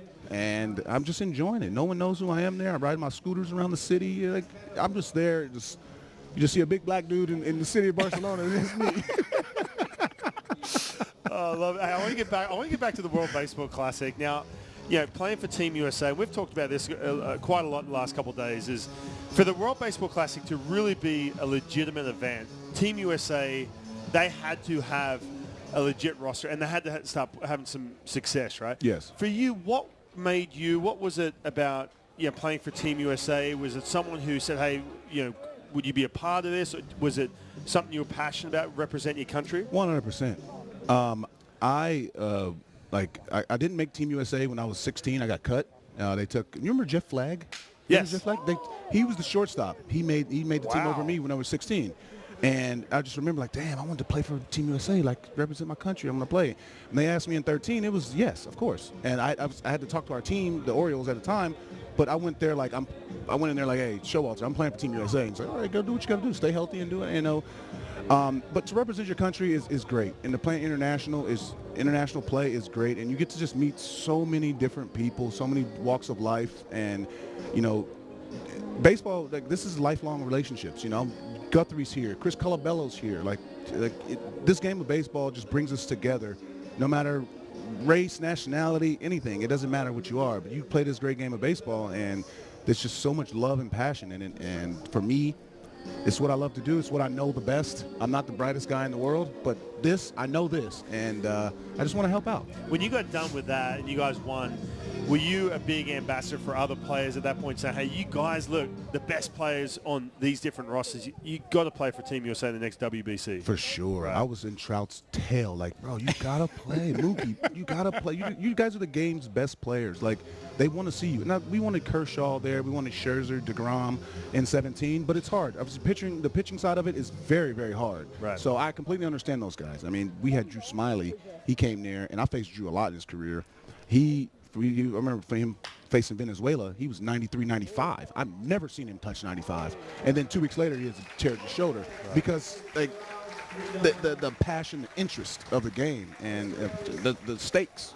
Really, you're playing international, and you're facing all your guys. You're facing all your peers. You know, you're facing Miguel Cabrera and Odor and all the guys, because all the other countries, the big boys play. They all play. Adam Jones is going to stick with us bottom of the fourth as we move through 3.5. A quiet inning for Spain for the first time today. Talking more WBC with Adam Jones on the other side. Headed to the bottom of 4.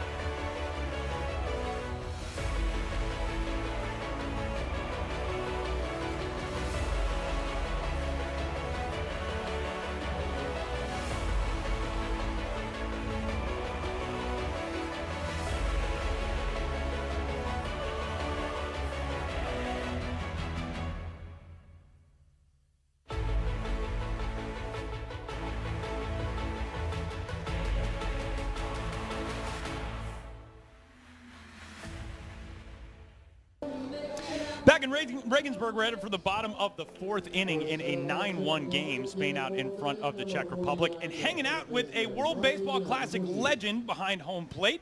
Adam Jones joins us for the bottom of the 4th inning. Tyler Mon alongside Ryan Rowland-Smith. And Adam, you are the guy who authored the great WBC moment. And we were talking about this yesterday, me and Ryan. Beyond the U.S. needing to play better and to win a championship to get American fans involved, I felt like the WBC needed that defining moment. And the thing that I compared it to was, and this might sound like an insane comparison, but Joe Namath guaranteeing victory in Super Bowl III over the Baltimore Colts legitimized the Super Bowl for American sports fans. Your catch in center field with that atmosphere, with a sellout crowd at Petco Park in that moment against Manny Machado, being from San Diego, all those storylines, that defined the WBC. Did you think, when you made that catch, did you think after that game maybe like, oh, this is something I'm going to be able to hold on to for a long time? After that catch, like I blacked out for a good 10 seconds. Like, you know, I was like, what happened when I caught the ball, I'm like, I really caught this. And you see me like take the ball out of my glove and like, I really caught it. And then I just like blacked out. It was a range of emotion. But then I had to get back to the field. But it's, you know, this game is just beautiful, man. And like I said, all the things were aligned there. I had my family, my friends, there's 300-400 people that I knew there. Wow. And it was great because we played against Dominican in Miami, and it was all Latin. Everybody there, dude, like we hit a single and nothing. They throw a strike and it's 40,000 people just screaming. Right. So this time we had our fans. You know, we had the Mexican crowd was for us now, and we fed off of it. Again, if you watch that game, it was such a fantastic game, back and forth, two juggernauts. Then you got Cano hit the home run right afterwards. And people don't realize that Cano hit a home run right afterwards. So you got to get back to the field of play. But I got to enjoy it. After the game, I got to watch it a lot, and obviously now with how it's portrayed, and WBC's coming back up, I get to share with my kids who they think, they got to see me the last 2 years playing in Japan. They don't think I'm that good. And I'm like, hey, you see, you got a nice life. I was good at one point, so relax there, kids, okay? But you get to see me in Japan. They can beat me in running now and all that stuff wearing me out. But, it's great to be able to share that with my kids. It's great to share with, the country, and it's an iconic play. And I just hope that Team USA comes out this year, and hope there's more iconic plays from everybody. I want to see a great tournament. I think that Team USA, obviously, they're going to construct a fantastic team. Dominican's going to be ready. Venezuela's going to be ready. Puerto Rico's going to be ready. And I think it's just fantastic for international stage. By the way, your staff ace in 2017, Marcus Stroman, he's going over to the Puerto Rico side this time around. That's going to be fun. Those will be some interesting He's representing his grandmother. Yeah. When he told me that he had the opportunity to play for Puerto Rico or America, I'm like, damn, that's pretty cool. That's pretty cool. No, it is cool when you do hear, like even the Great Britain side, hearing about how, okay, yeah, they grew up in the U.S., half of them, but there's always that representation of a grandparent or a dad. Even Harry Ford last night talking about how stoked would his dad be living in London, watching his son play for Great Britain. That is for sure. No, you get to represent. It's saying being from Australia, you guys get to represent your country. Like there's nothing better than an international stage. And you build lifelong relationships throughout this game. Yeah, you really do. I think, real quick, Manny Machado hit that ball. Did you get a chance to talk to him? Obviously, he was your current teammate at that point. I ribbed him a little bit. It was not much. My whole thing was it was like Yachty and me were like, I guess, people were tweeting about Yachty and because I seen that they had these shirts made, and I guess Yachty was tweeting at me, and Marley Rivera was like, hey, what's going on here? And Yachty was like, we're celebrating. They went back to Puerto Rico and celebrated. I'm like, hey, what you want me to do? You want me to go to all 50 states? I'm not going to Olympia. You think people in Olympia give a damn about what I just did? They don't care.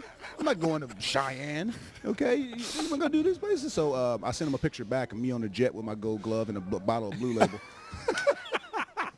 He was so pissed.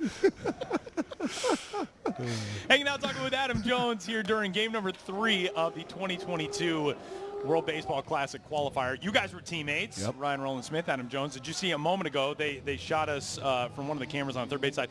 It was just Ryan. That's in his contract. He has to get specifically Ryan Roland Smith shots, which I figure you probably knew. You probably knew that. You've been around him. They said, but he's a 5-time All-Star. Can we get him on the show? I was like, no, listen. Maybe a 5-time All-Star, but the star of this broadcast. I played in the WBC before this guy. That's what counts, right? You're the WBC hipster in this conversation. Yeah. I was here way before that. But I got a question for you, though.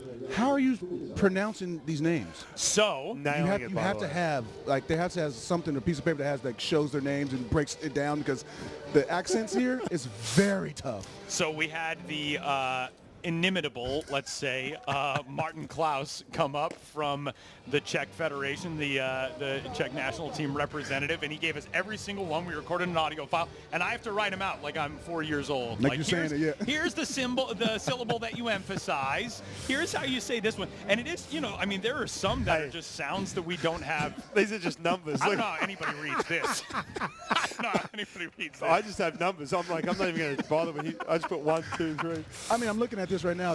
I would mess up every single name. Yeah, it's Martin Schneider. Got that. There you go. That's that one good. works. That Jake works. Rabinowitz, who is That's gonna be tough. the New York-born, the one non-Czech-born player on this roster.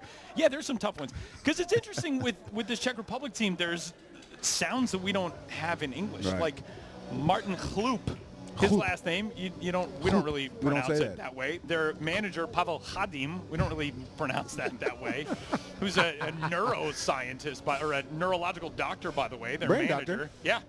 Wow. Amazing. Well, damn. We're like, well, what does he do when he's not doing baseball? Oh, he's a neurological doc. What? All right. Very smart guy. Yeah, there are so many storylines, man, that they go into this, and you try and get to all of them because it's not your typical, and we're so accustomed to watching Major League Baseball and how that works and all the info and stats and numbers and everything you know about these players. But when you come to an event like this, the cool thing about that too is not only all the storylines, and you played in Japan as well, but just the different cultures that go into the game, the way teams play the game around the world. And that's what I love about the WBC.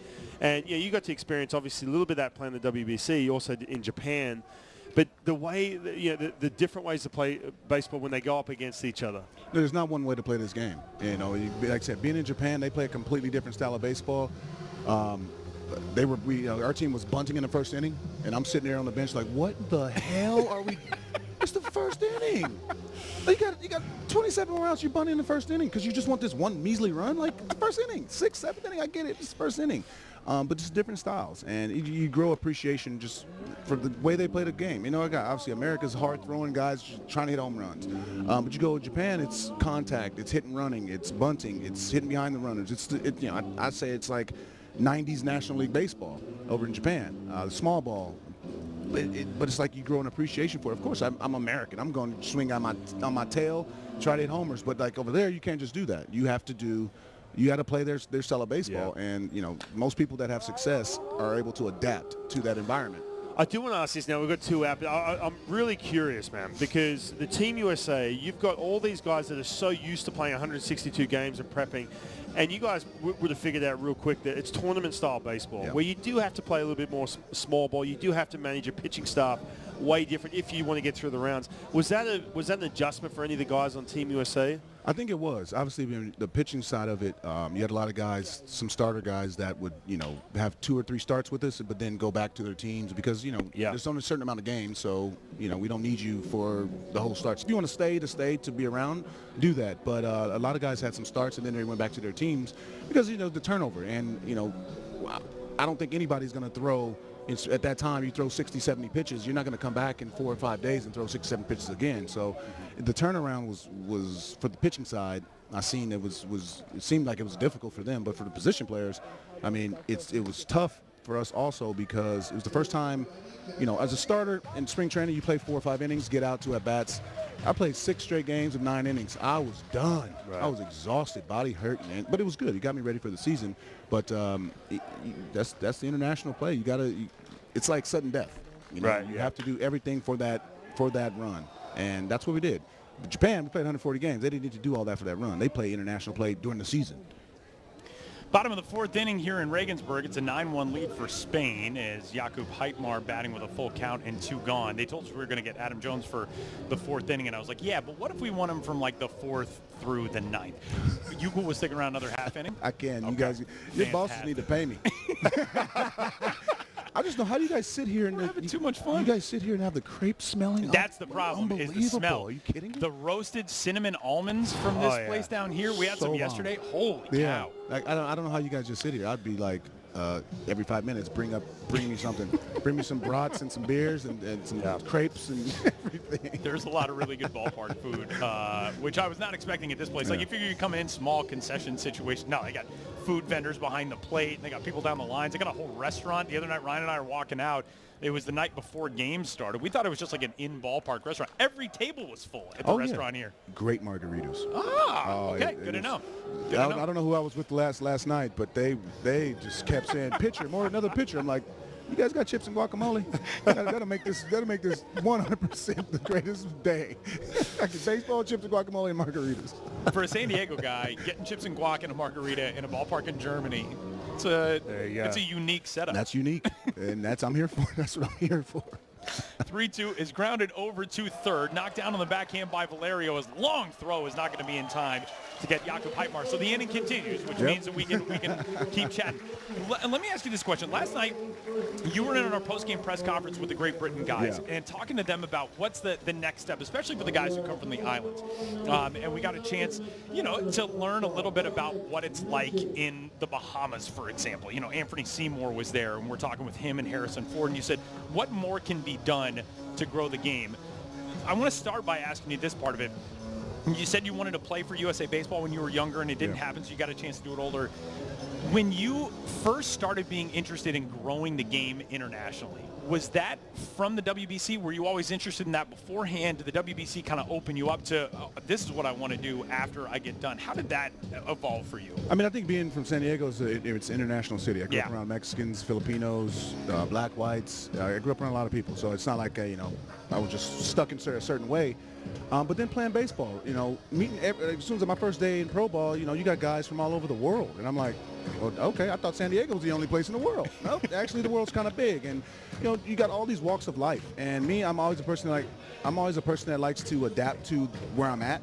And, I give myself to the culture. I gave myself to the game of baseball. And being around the Dominicans, Venezuelans, the Australian Aussies, Aussie, oi, oi, oi. But like being around everybody and being around different cultures, like I've always opened myself up to that because I love the world. I love culture. I love food. And, being able to play it on the international stage obviously opened it even more. But, with my wife, with us, we travel everywhere around the world. We're trying to see every single country in the world. And being able to just do that and talk baseball, like baseball's easy to talk baseball, and that's what I know. And to be able to help on the international stage, that's why I ask those questions. I'm not a media guy, but I want to know, how's Great Britain going to get better at baseball? And obviously they got the ties to the Bahamas and all that kind of stuff. But I think it's like how Colombia is. Colombia is going to be really good this year, and that's what I want to be a part of. I just want to be a part of the growth. And I said it in the 17 WBC.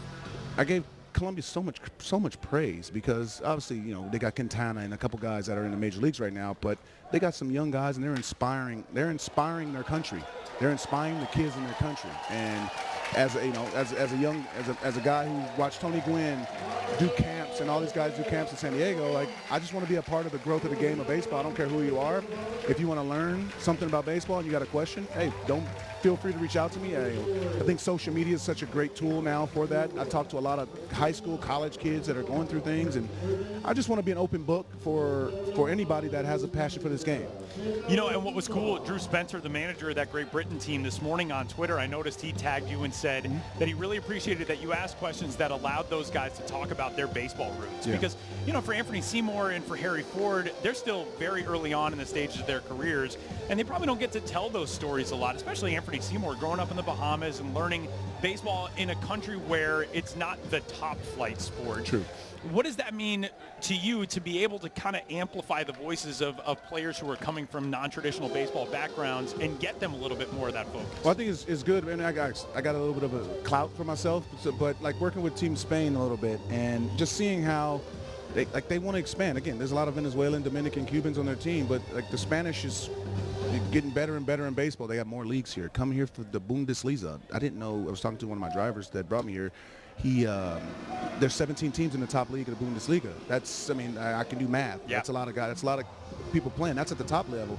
And then you got a lot of teams lower. And I'm like, this game is expanding because people are watching. And, again, can some of these guys play for Team USA or your Dominican or Cuba? No. But can they come out here and represent, Spain, represent their grandmas, their family? and play on an international stage. And you can grow this game so greatly just by this.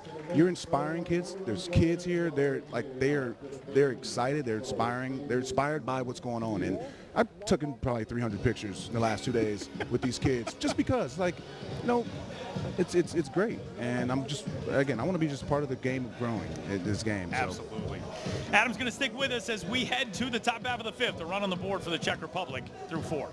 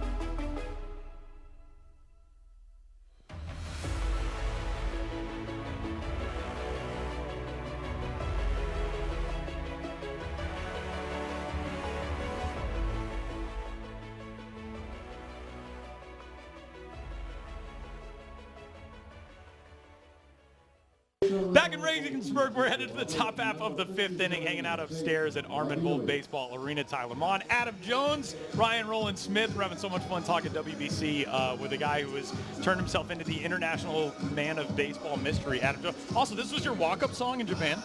They knew it. They busted out YMCA. They YMCA. Anytime there's an RBI situation, this song's coming up, and like every time it like scared me when I'm going to be like, this is really my music. I used California Love. I used rap my whole career. Now I'm using the Village People. Did you chose it or they chose it? I chose it. Oh, that's fantastic. I chose it. That is fantastic. And they knew it. They wanted to give you that proper welcome here. Oh, yeah, and they loved it. In Germany, we're headed to the top half of the 5th inning in a game that Spain has controlled really since the jump today. It's a 9-2 lead. And, Adam, we're talking about all things international baseball, and especially the WBC with you. But I do want to talk about your time in Japan because you get a chance to go over and, make a legend of yourself on another continent with the Oryx Buffaloes. And you wrote such a cool piece for the Players Tribune about what it meant, not just to you, but to your family, your kids getting a chance to live in a foreign country and all of that. Was the impetus there to go to Japan because you wanted that different experience? You could have played for another big league team. You could have stayed stateside. What took you over to the NPB, and looking back on that experience now, how has it shaped the way you want to continue the growth of international baseball? Well, I mean, it was the offseason of 18 going into 19 was really tough. I didn't sign until March 13th, and I'm like, why? Like, I just played, all these games and did all this stuff, and I've been healthy and wondering why I don't have a job. So I just, what I did is I did what few players have the opportunity to do, is take advantage of their career. And my agent came to me and said, look, Japan has a 2-year deal. And I'm like, well, I only got a few more innings left in this body. And it was like, look, 2 years, let's go to Japan. My wife was like, hey, we're going. And I'm like, nah, let me just hold on. Let me see if I can get a job. She's like, nah, you are going to Japan. Relax, we're going to Japan. And my first 2 weeks over there, I was miserable because it was just different. I'm feeling like, dang, I should be here. I should be in the major leagues. I could do this. And my wife had to fly all the way out there. And it was like, sit your butt down here and enjoy this. And what I really got out of Japan was MLB took so much of my time, my life, my mental capacity. But going over to Japan, it was more like enjoy the culture, enjoy the food. Oh, I got to go play a baseball game. I kind of flipped that script opposed to here. It was baseball, baseball, baseball, and other things to do. And it's like, no, I'm going to enjoy these last 2 years. I had no stress. And the best part about it, though, is if I was 0 for 4, there was no mean tweets. I don't understand katakana. I don't speak it. But if I had to translate on the translate tweet button, I get it. But I'm like, I was just over there just playing baseball and eating and just enjoying. It was like such an enjoyable time. Like I said, my family, we got a lot closer. And it just was such an enjoyable time, and I relish it. And I speak so highly of the Japanese culture. Obviously, they work way too hard. They work way too hard. These guys are doing practice. I'm like, hey, it's August. You don't need to do all that, okay? You did all that in spring training. You don't need to do 300 reps. But no, it was just great. And like just the experience talking to the guys. Obviously, they all wanted to ask me questions about America and all this and that. And I'm like, I'm an open book to you guys. You guys need anything? I was basically like a pseudo hitting coach for guys and all that kind of stuff. And you know, I still talk to some of the players, and I just wanted to tell them that like I'm an open book. You guys have a question? Hopefully, I can help you answer it. Let's have some fun and just enjoy that culture. My wife loved it. My kids loved it. You know, they were skiing, going to the beach. Me, I'm sitting there in the clubhouse eating ramen while they get to go enjoy the life. But no, it was just a fantastic experience, and I think that, you know, Major League Baseball was fantastic. 14 years there is the best time of my life. But this, I got to really appreciate playing the game. So you'd never been to Japan before you went there. That first 2 weeks, you said you were miserable. So okay, so with that, and obviously your wife made that decision. And prior to that, had you guys done a bunch of traveling before that, or is this something that kind of set that travel off for you? Obviously, you're living in Barcelona right now. No, it's crazy because we were, before then, like 3 months before I decided to go there, we were in Singapore and in Thailand. Gotcha. So we went over there, and I'm like, well, I got to really come back over here. This long flight. You guys, your flight's so long going to Australia. Yeah. Oh, it's 16 hours and stuff like that. But, I mean, you fly them nice planes with Qantas and Singapore Air and all that kind of stuff. But it's just, you know, it was a full circle, and you know, to be able to just share it with my family. I wish that my you know, brothers, cousins, and everything, all that got to come. COVID happened, so we were just like landlocked. But it was just like, I think it's the best time for our family to grow, to be with each other every day. You know, the road trips were very close, so my family was able to come to Tokyo and go to Fukuoka and different places. So it was just one of the most enjoyable times of playing the game of baseball. You were teammates with Ryan Rowland-Smith early on in your career. What's your first Ryan Rowland-Smith memory? First time I seen him, I'm like, this dude's huge. That was my first thought. He's a big bastard. He's a huge dude. He's huge. He's huge. He's very self-conscious about not fitting into this jacket. How do you feel like the fit on that jacket is? That's a little snug, but it works. Man, I remember Adam. You know, I was already in the organization, and yeah, he's first round draft pick coming in, and he wouldn't shut up. But it was good. It was good. It was good stuff. I'm the same way still. Yeah, it was good stuff. But I remember I was talking to Tyler about this too. One thing that was, and I know we're running up against the outs here, but you were a shortstop coming up, yep. And all of a sudden you made that big position change, yep.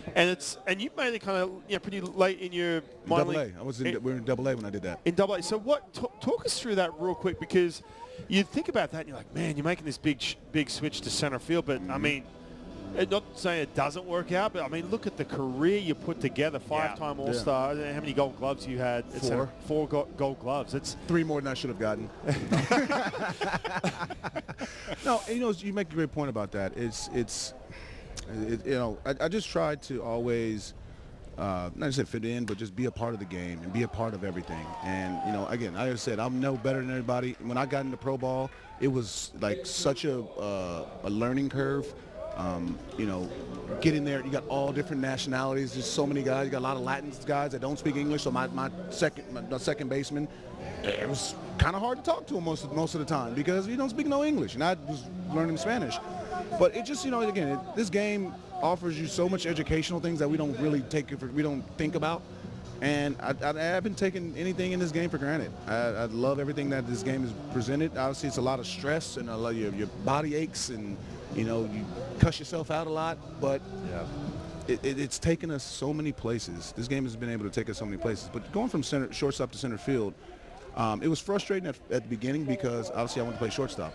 But when Yuniesky Betancourt went to the big leagues, the whole organization down. They were like, yeah, Mike Morris, you're going to left field. As Asdrubal Cabrera, you're going to switch you. You're going back to short. Wow. Me, you go to center field. And, you know, they told me that it would help me get to the big leagues quicker. Gotcha. And my Wayne Kirby, my first base coach in Baltimore, he always says I should buy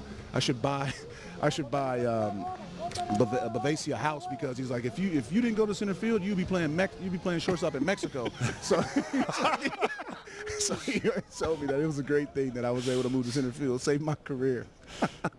Angel Beltre at the plate with one gone and the bases loaded for Spain here in the top of the fifth, as they've led this thing since the jump. A 3-run homer in the first inning by Jesus Usuri. He's got Spain off on the right foot, and now a 9-2 lead. Tyler Mon, Ryan Roland Smith talking with Adam Jones here on day number 2 of the World Baseball Classic Qualifier. Adam, I want to ask you this. You walk down the street in Baltimore or in San Diego, or now when you're over in Japan, and people say, holy cow, that's Adam Jones. Yeah. In Barcelona, you said that never happens. Is that cool for you? I mean, the fact you just kind of get to blend in and live a life now? I'm just a big black dude in Barcelona. Nobody stops me. Nobody says nothing to me. I get a couple side eyes because the area we live in is like Upper East Side. So people like, I'm riding a scooter with a tank top on. They're like, what's going on around here? Yeah, I'm smiling to everybody, but it's great. Like, obviously Baltimore, people recognize me there. San Diego a little bit. If you recognize me, buy me a beer. Okay, that's for future reference. If you ever see me out and you recognize me, buy me a beer. But no, it's great to just go out and just enjoy the fruits of my labor and not be bothered. But again, at the same time, I'm trying to help out Team Spain baseball. We had meetings with the Federation of Catalonia, the head guys, and just trying to help out the game in any capacity. My kids are going to start playing baseball there too. They're playing football, soccer, and basketball there. And and just again, we are completely just ingratiated into the community, and it's cool. Got a couple memberships at the golf club and Metropolitan. It's called the Radier. It's a gym, and it's like the Equinox. It's so nice. And just want to be part of their community. And they look at me like, how the hell did you pay for this? I'm like, you don't know my life, huh? All right, couple more for you. Who you got winning the World Series this year? Winning the World Series. I mean, I can't say I don't know who's going to win, but I think that I'm a Padres fan. Yep. But I think for the betterment of baseball, the best situation right now would be Houston and the Mets. Okay. Reason being is you got two guys that need a World Series to solidify. I mean, they're Hall of Fame managers no matter what. But to solidify that, Dusty and Showalter needs a World Series. And if they go against each other, one's going to get one. But I think that for the game of baseball and for legacy, that for sure, for me, would be a great World Series. That's a really great angle. Hold on a second. You're going with your first team, the Seattle Mariners, where it all started, and Julio Rodriguez. Let's go. They're playing really good. They're playing good, and I hope that they host the wild card game because the fans in Seattle have been yearning for winning forever. And it would be fantastic. They do not want to, for them to have to, if Seattle had to go to Tampa, had to go to Toronto, that's 6 hours. Yeah. You want them to have to come to you in the cool weather of the Pacific Northwest. For sure. And, go down to Pike's Place and catch one of them big old salmons. But I think that what the Mariners are doing right now is great. And they got leadership. They got some starters. They got Robbie Ray as the leader of the staff. You got the young kids. George Kirby, is his name. Stud. He's good. He's really good. Got a lockdown bullpen. You play great defense, and there's just excitement there. You got a lot of youth there, and I think it's great for the game of baseball because, they've yearned for winning for 20-something years. They haven't been to playoffs in 20-something years. So I think for them, to go there, it would be fantastic. Back to what we got here. There's 2 top 100 prospects playing in this qualifier.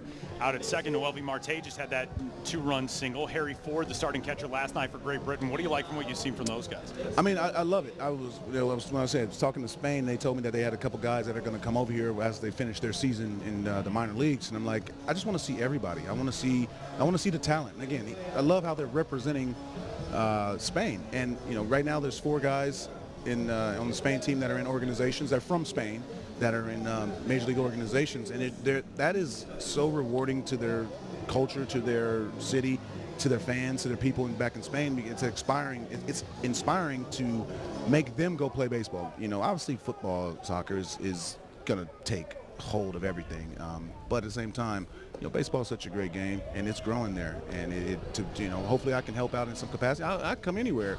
If anybody wants me to advance this game and help this game, just pay for my flight and I'll go and make sure I got some beers. Come to Australia. Would love it. Hey, Peter Moreland's been calling me all the time, like, dude, come down to Australia. And I'm like, I'll go. I'm not going to play, but I'll go. Get a nice slab of VB, mate. Well, hey, you said pay for the flight. Will you fly economy? I can make it. No, I can't go economy. I'm not going economy that far. What's the budget looking like? No, I'm not going economy. I need to lie down. I need to lie flat bed, and yep, I push that button. Like I need a whole menu. I need all of it. I need to eat before the plane takes off. I need to eat in a couple hours. I need to do all of that. Talking with Adam Jones as Spain continues to add on to a lead. That one eats up Menchik. It's on into left field. Another 2 runs across, and Spain now starting to threaten with the run rules. They are over a 10-run lead, and again, remember, a 15-plus run lead after 5 would bring an early end to this game. It's a 12-run game here on a 2-run single there by Ustari, so that brings up Chris Quitzer with still 2 men on. And Adam, we'll have a pitching change. We can keep it here and talk with you a little bit more. The 2017 win. Yeah. Felt like kind of a coronation for USA Baseball in a sense that that's how it was supposed to be for USA Baseball. The first 3 WBCs, it was not that way. When you guys, especially when you got through the DR in that game in San Diego, and then you make it on to Los Angeles, you're playing at Dodger Stadium, Marcus Stroman goes out, perfect game into the 6th, you end up winning that game. What was that celebration like? Because it's so different. You win a World Series, you've been slogging through it since February, you play 162 games, long playoff run, all that.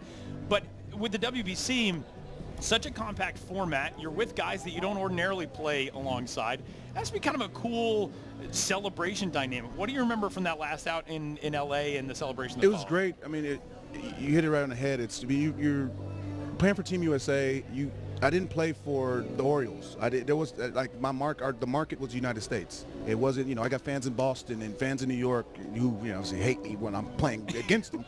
Fans in the Padres, and you got every team. Like, we're supporting Team USA right now. We're supporting Team USA. We're supporting the guys. So to just get the love from all the other fan bases was great. Only this crazy. Gregerson had that big American Eagle. Yeah. He took that thing. It was his father-in-law's. He took that thing every place we went. As soon as we won. He brought it to the mound. The wing broke. The freaking wing broke. As soon as that, yeah. And we're like, no way, because this thing was like American Eagle. The Eagles, obviously, are a bird. And just to get to share it with all these different guys and organizations. Afterwards we shook hands, hugged each other, and was like, hey, I'll see you on the grind.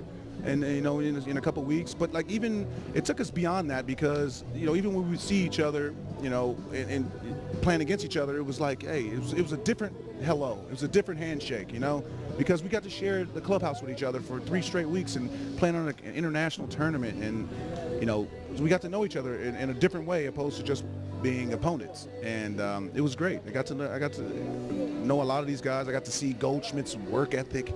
This guy's a beast, man. I got to just like watch these guys, watching Posey practice, and just watching these guys, watching Arenado take ground balls, watching these guys, do their work. And again, me too, because it's still spring training. So we had to. I was out early. I still had to get my running in. I still had to get all my defensive stuff in because it's spring training.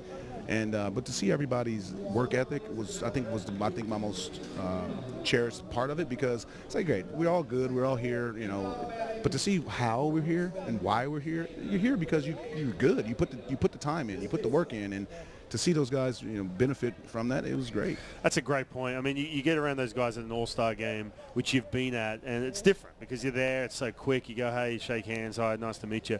But when you're in a situation where you're actually on the same team, where the games really do count, and you're doing workouts with them, and you're there multiple days, all of a sudden, man, you get a real good look into guys that you watch some of your peers doing their thing, for sure. These guys work really hard.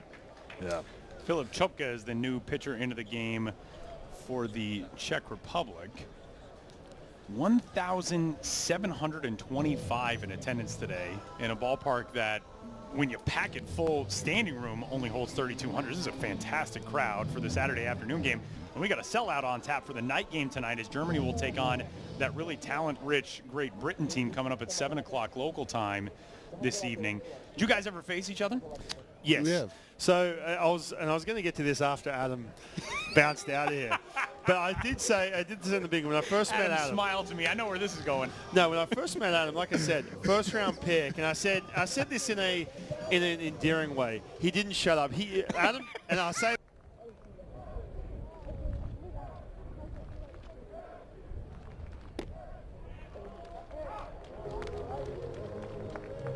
presence there, and that's one of these characteristics when I teach kids. I'm sure Adam would say the same thing.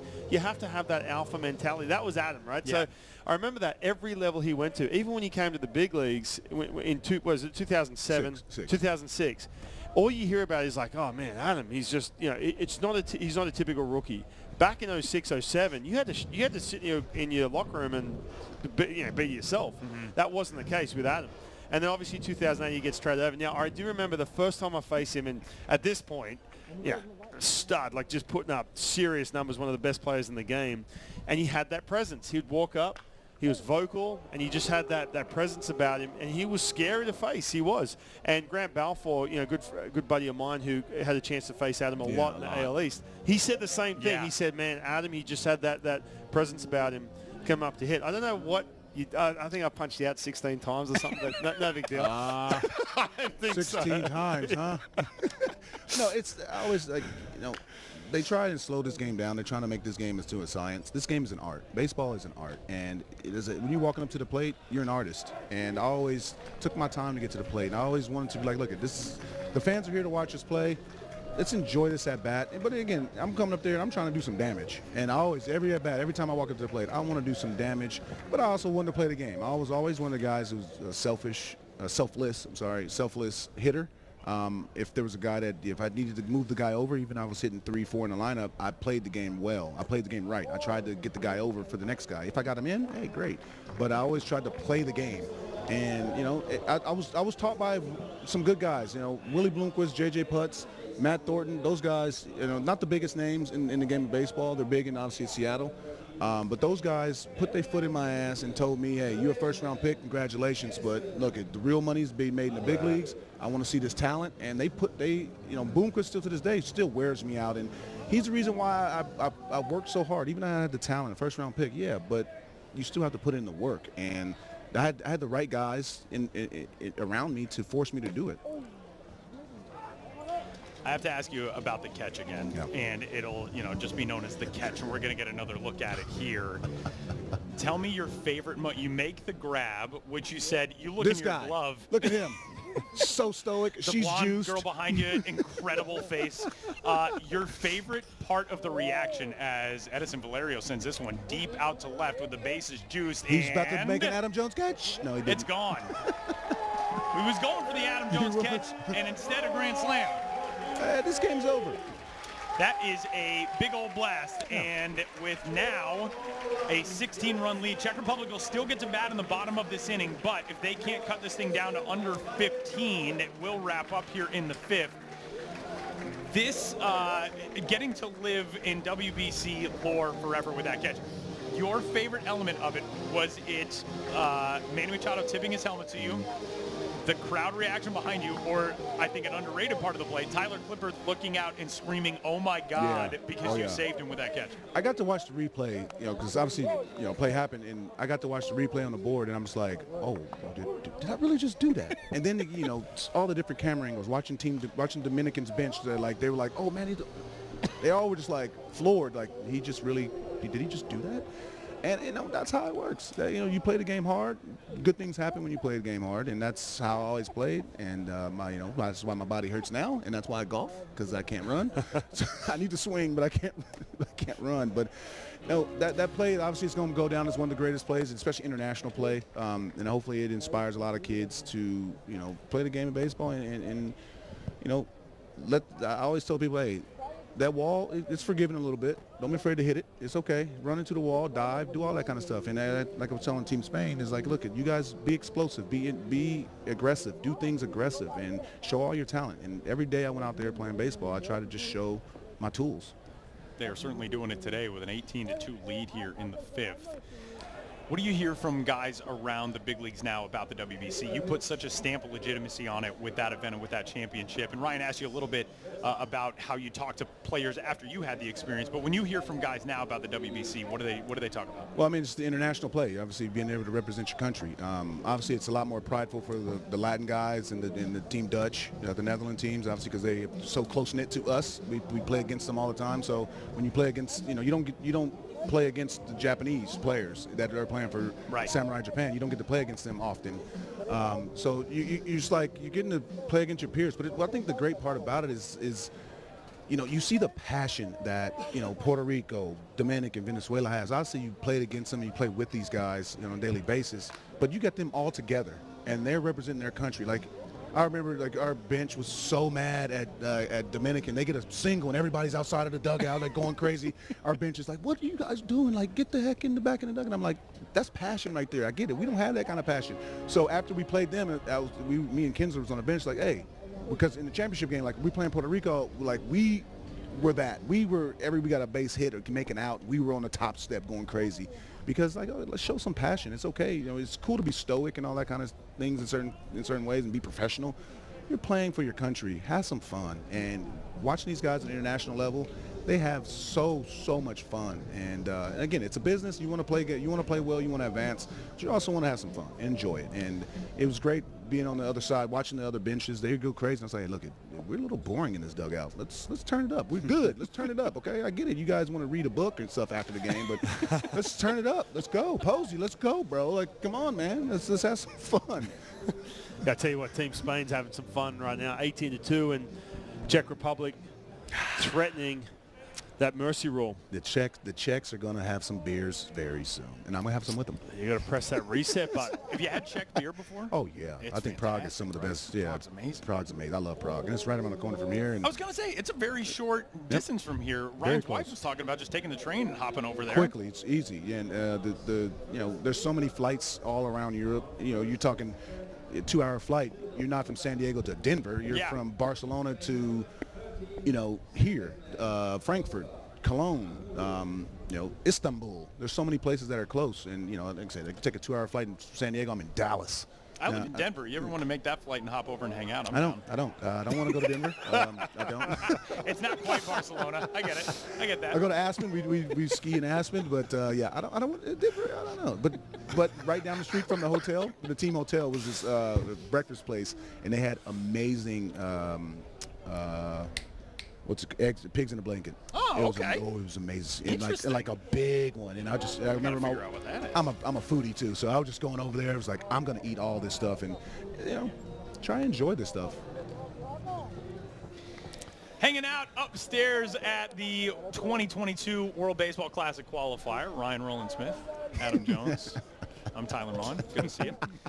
18-2 is our score, with Spain just blowing up today offensively. Yesterday, just a 5-4 win for Spain. And Adam, you got a chance to watch that game. Yeah. That South Africa team, really impressive. They battled, and we heard that from their coaching staff, that they knew that was going to have to be the game, the type of game that they would play to hang in. What impressed you about the South Africa guys? They said they battled. They didn't quit. Obviously they went down early, but they just kept fighting. It's international play. You got 9 outs. You got 27 outs, 9 innings. Let all of it eat. There's don't shy away from being aggressive. You have to play these games like there's no tomorrow. It's like these are all games of sudden death. And for them to just continue to fight, and they lost by 1 run. Yeah. I think that was the best game so far. And what I most pay attention to is that the game is being broadcast down in South Africa. South Africa is not the biggest baseball country. We know that. They got some solid wine, by the way. But the game's going to grow. The game is growing. The kids are going to be watching and be like, look, hey, I want to be this guy. I want to see him. I'm seeing him on TV. I want to play this game. That's what it's about. Again, you want to win, but it's recognition. It's representation. And, these kids are seeing it. And that's why, like I said, that's why, you see the Latin countries, all these guys' favorite players are all baseball players, because, like, this representation. I'm seeing Vladimir Guerrero on TV, so I want to be Vladimir Guerrero. And, and practice the batting stances. And, I think we do that no matter what. I follow everybody. Growing up, followed, trying to bat like Ken Griffey Jr. or try to do all these kind of things. And it's just representation. And when you get to see somebody that looks like you doing what you love to do, it makes you want to be a part of it. Make a great point. And again, you come from situation where if you're from South Africa, even me for Team Australia, when you are a kid and you all of a sudden are watching, that's what's so important for these teams to get there.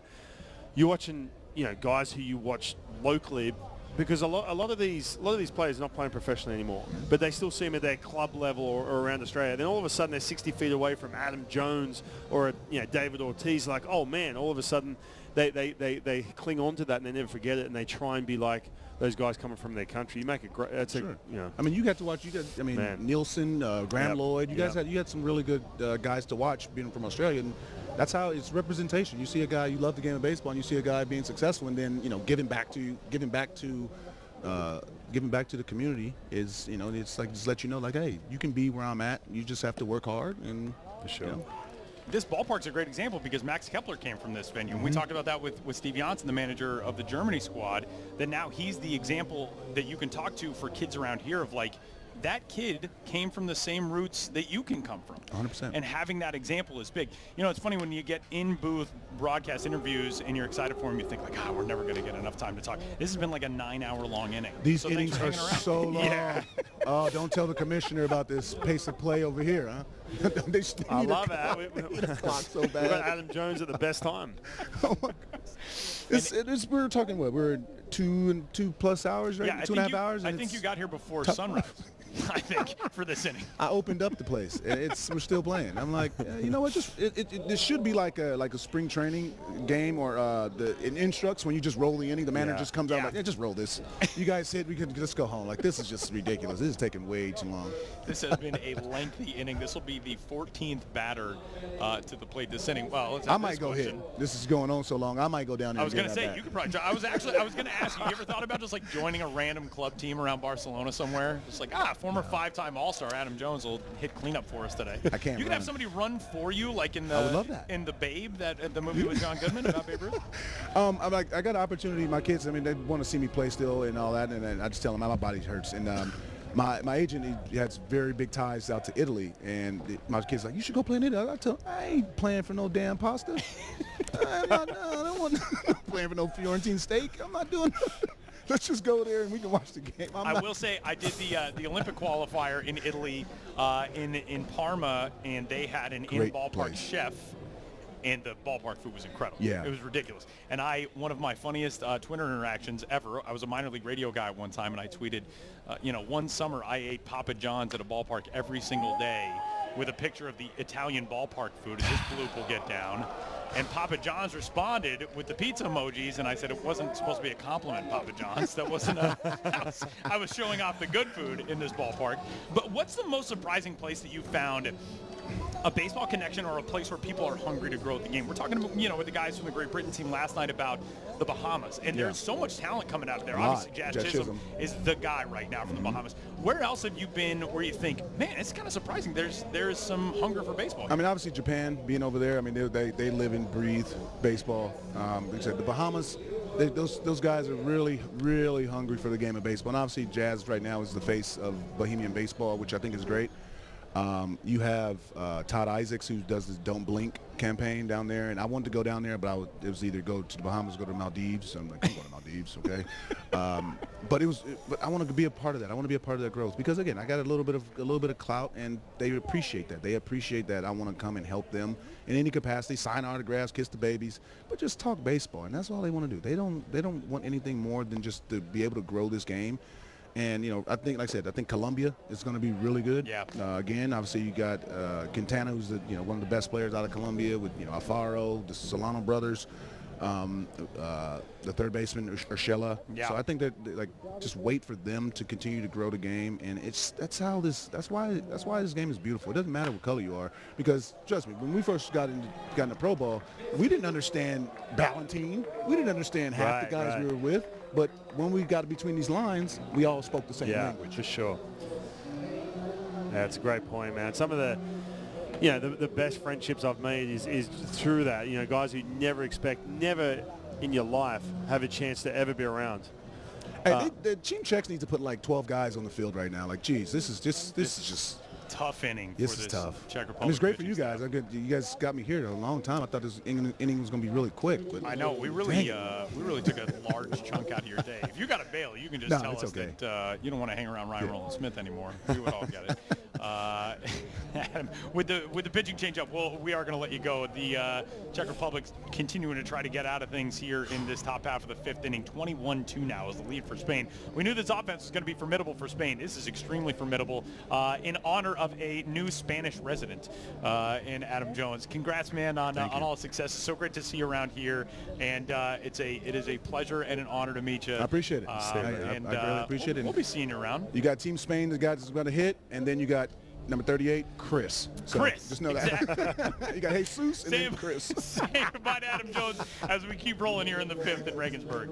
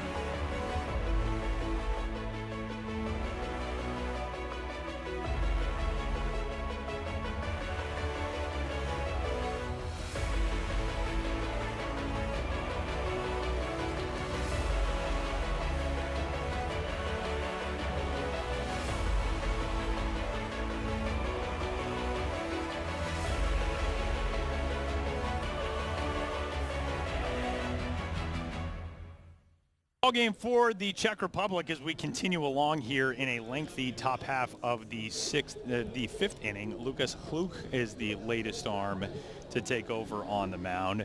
Tyler Mon, Ryan Roland Smith, Adam Jones hanging out with us for much longer than he anticipated today. And, man, another City Connect jersey, the Milwaukee Brewers look over on the first base side. We're just checking them off the list. Man, how great was that? I mean, that was like an autobiography, right? Yeah. For Adam Jones, but that hey, was incredible. I mean, that was a blast talking to Adam. And I just love, too, when you hear about, first of all, his first kind of introduction, I guess, into international baseball, because knowing Adam and I came up with the Mariners with Adam, and it was a situation, he said it too, that you get so sort of narrow vision into what baseball is in the US. All of a sudden you play for Team USA in the World Baseball Classic against these different cultures, and then next thing you know, guess what, he's going to Japan, all over the world. Life changes. Fly ball to left should mercifully end this inning, and it finally will. Play to the bottom of the fifth inning. Spain dominant on a Saturday afternoon in Germany.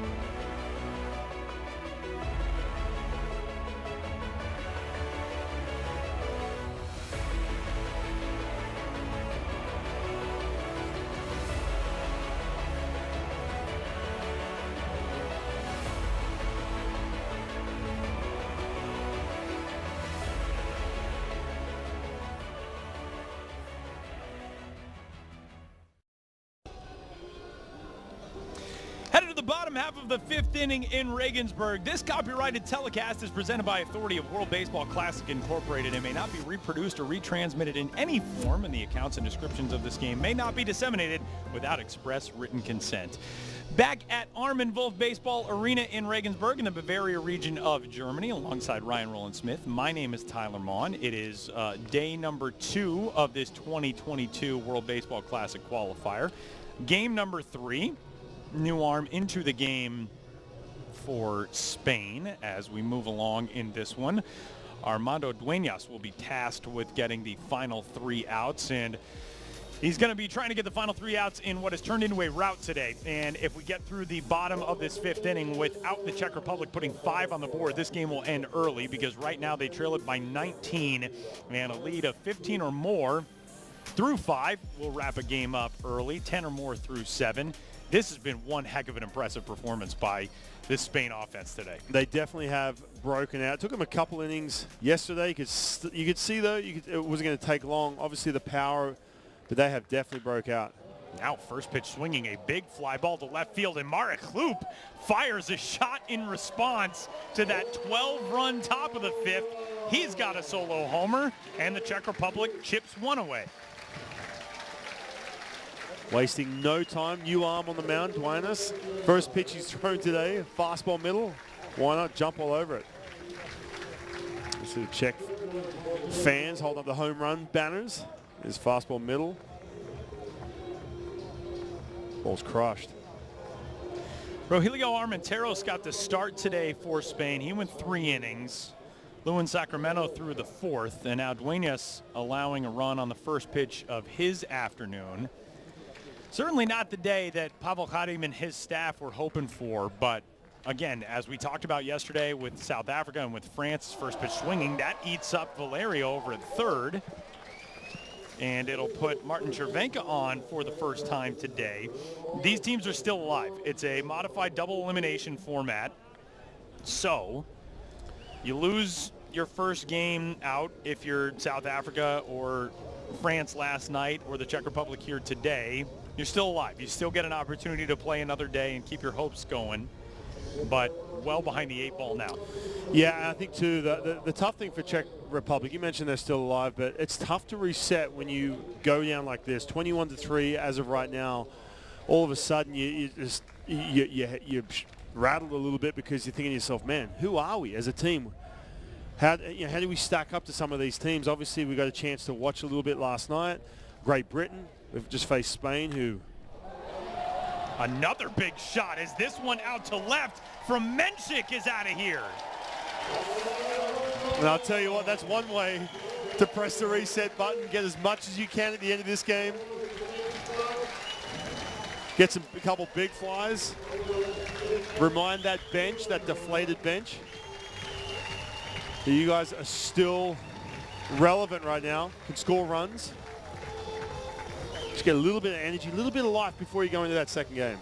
3 homers on the day now for the Czech Republic, and with 2 more runs in this inning, they could keep this thing going. A 10-run lead only ends the game after 7. It has to be a 15-run lead to end the game after 5.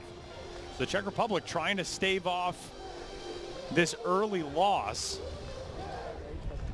And still nobody out in this inning. Martin Chervenka with the grounder to 3rd, reaching on the error charge to Edison Valerio, and Marek Klup and Matej Menchik with homers in this inning for Menchik, his second time reaching the bases today. He walked in the second inning and then mashes that home run here in the 5th.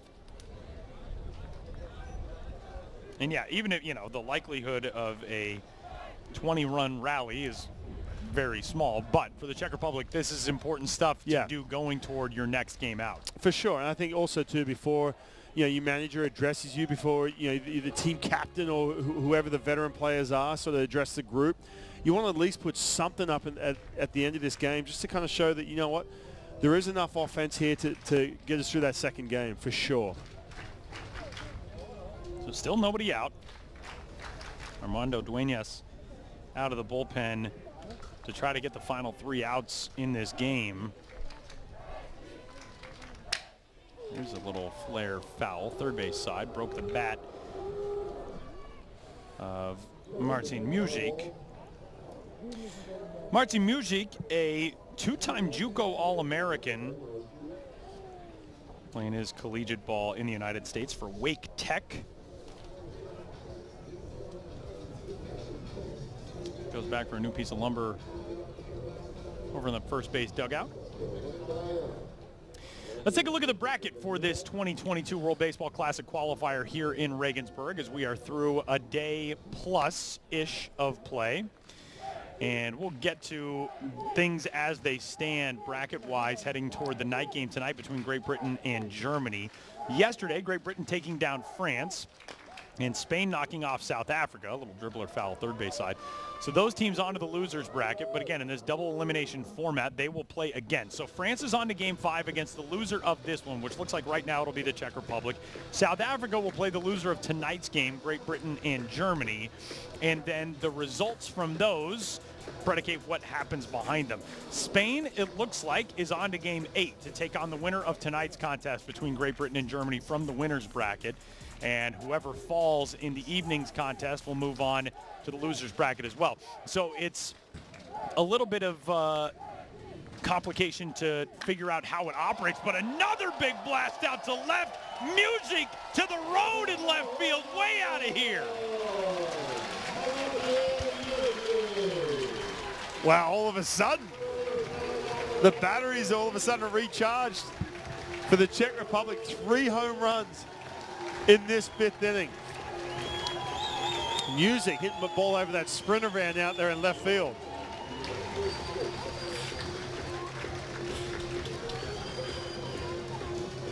You see that ball, you see the catcher set up away, leaked out over the plate. Ball's crushed. And we got a visit to the mound from Nelson Prada for Spain, and he is going to go get the ball from Armando Duenas, so that will do it for Duenas, who comes on, faces 4 batters, gives up 3 homers, and we continue along in the bottom of 5.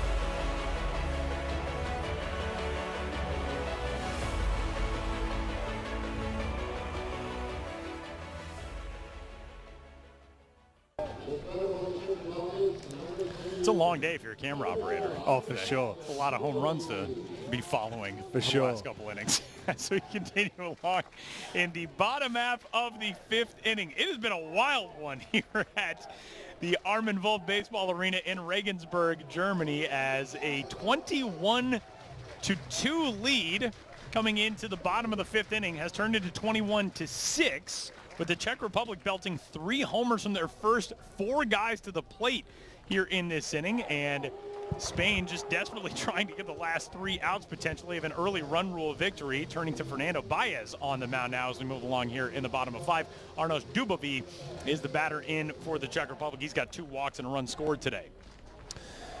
Yeah, the other part of this is too, obviously that mercy rule, you want to get out of here if you're Team Spain, but you want to be rolling through all these pitches as well.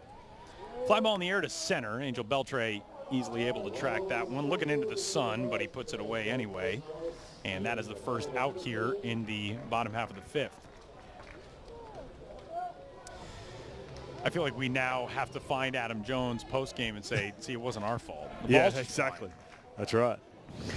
So cool. We had a chance to hang out with Adam Jones for a while here in Regensburg on day number 2 of this World Baseball Classic Qualifier. And you said yesterday, you came into the booth and said, I just ran into Adam Jones downstairs. I was like, wait, what? Which I had no idea he was going to be here. And extra cool for you to have played with him so early on in both of your careers and now get a chance to see him on such a different stage. Yeah, I was so happy for him when he was traded. I know a lot of Mariner fans were not happy with that trade. Eric Bedard, I don't know if you remember. Yeah. But, Eric Bedard for Adam Jones and George Sherrill, Chris Tillman, who had a really good career in the big leagues as well. So it was, the Mariners were right there. They wanted to be in it. They wanted to get the strikeout leader from the year before. Eric Bedard didn't work out. Adam Jones went on to have a superstar career, 5-time All-Star, 4 Gold Gloves. And so, just to see him again, I was so happy for him, like I said. But I remember him as just a kid. And, to see what he's doing now, it's just great to sit down and hear everything that he's done, he's been through, everything he's up to at the moment. Fantastic. It was a lot of fun. Eric Bedard was coming off a 5th place finish in the Cy Young voting in 2007 and then went to the Mariners in 2008. And Adam Jones went to the Orioles, and the rest is history in his career. And there's a swing and a liner out to right field, and that's going to get down and then get past Chris Quitzer, and it will go all the way to the wall. So the potential game-extending run is in scoring position now at second base in the bottom of the 5th. Man, there's some fight in this Czech Republic dugout right now. All of a sudden, bats have woken up. It's been plenty for them, but maybe a little bit too late. But getting some pitches, man. Maybe you're looking down, down that depth chart a little bit from the pitching from Team Spain. At least Nelson Prada is getting a good look at who he can use for that last game to solidify a chance to go to the World Baseball Classic. If they win this, they're 1 game away, 1 win away from getting there on that big stage in March. It's something funny. This morning we were talking about the format, and you said, wait, so Spain wins today and then wins their next game, they're in. And we're talking about, we're doing all the broadcasts together, and it's so much baseball over such a short span of time. If you come in and catch fire early, you move on. You get all the way through to the main tournament in March. Well, you come out of this and coming into this inning, you're up 21-2, so your confidence is through the roof. But then all of a sudden now, you're running into a little bit of a roadblock here on the pitching side. So, man, it's interesting. But like you said, you have to catch fire early, put it all together at the right time, and get to that World Baseball Classic pool player. Pinch hitter here out of the 9th spot in the order for the Czech Republic is Milan Prokop, who comes on in place of Jakub Heitmar. Coming up at 7 o'clock this evening local time, we got a really good matchup on tap in front of a sellout crowd here in Regensburg. As a bouncing ball to third, gobbled up over there by Valerio, and his throw is on target and on time. That's a nice play by Edison Valerio, playing that ball back. Great Britain, last night, big winners, 14-4 over France. They will take on the host nation, Germany, like I said, in front of a sellout crowd. And not just Adam Jones hanging out with us today, but as our producer Tim Fryer would like me to refer to him, it's always sunny in Philadelphia star Chase Utley will join us on the broadcast. Former longtime big leaguer will be here hanging out in the booth tonight. That'll be pretty cool. That'll be fun. I can't wait. Be good. Chase Utley living in Europe for a year or so. I will say, if you was watching the game today and you did see the length that Adam Jones had to sit here. Like, I'm not hanging out with these dudes 90 minutes. What are they, nuts? Back at the top of the order with Wojtek Menchik, who hit a home run to lead off the bottom of the 1st inning, added an RBI single in the 4th on a 2-for-2 day with a walk for the Czech Republic. 1 is down. 1-1. One thing that Adam Jones nailed in our conversation is he asked us, how can you guys do broadcasts up here with the food smells? The food smells in this ballpark are incredible. And I am very ready for our between-game meal. And I did appreciate the shout-out for the pronunciations on the names, too. I did, too. That I don't know if I've ever felt cooler as a broadcaster than somebody looking over my nerdy pronunciation guide and thinking it was a good thing to have. By the way, that ball off the bat of the pinch hitter Smola that got past Quitzer in right field, or check that, actually the change in right field with Usteri's out there, that went as a single and an error. For those of you keeping score at home, who keeps score at home in the 21st? You think anybody really like watches a game or listens to a game and is keeping score at home? 100%. You think so? 100%, absolutely. Really? Oh yeah. Look, well, you would know as a guy who's on big league broadcast. Like I'm sure you've heard from people who do that. I thought you were saying I was old. You would. My generation. As somebody who grew up watching baseball in the dead ball era, you would know. Yeah. Out to short. Nice pick by Noelvi Marte, and he throws it away. Around third, the runner will score to keep this game going as the Czech Republic has plated 5 and cut the lead down under 15. Wow, Noelvi Marte, we've talked about his prospect status. Having a few issues. Shortstop yesterday and today. This ball's hit hard. He spins, sets his feet. You think he's got plenty of time, but that weight taking him out towards right field. Loses that throw, and all of a sudden now Czech are back in business apparently. Got some more time to keep swinging it. Where's Adam? We're going to bring him back up here. Continue the conversation. By the way, you can find Adam Jones on social media at simplyAJ10. He's such a fun follow on Twitter. And, you know, when he was in Japan, it was so cool seeing his experiences through his lens. And what a fascinating guy. And to be in a position now where, you know, he's still young. He's got young kids. He's got a family that he's able to take around the world.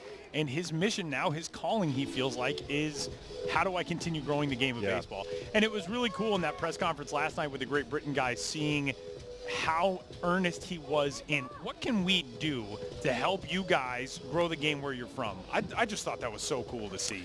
Yeah, I had a good chat with him yesterday too, just even about, hey, getting down to Australia. I was like, for sure, let's do it. Like I said, hey, if you want to fly economy, I know you're, I was going to say business you're big class time. only. Yeah, I mean, when was the last time he flew economy?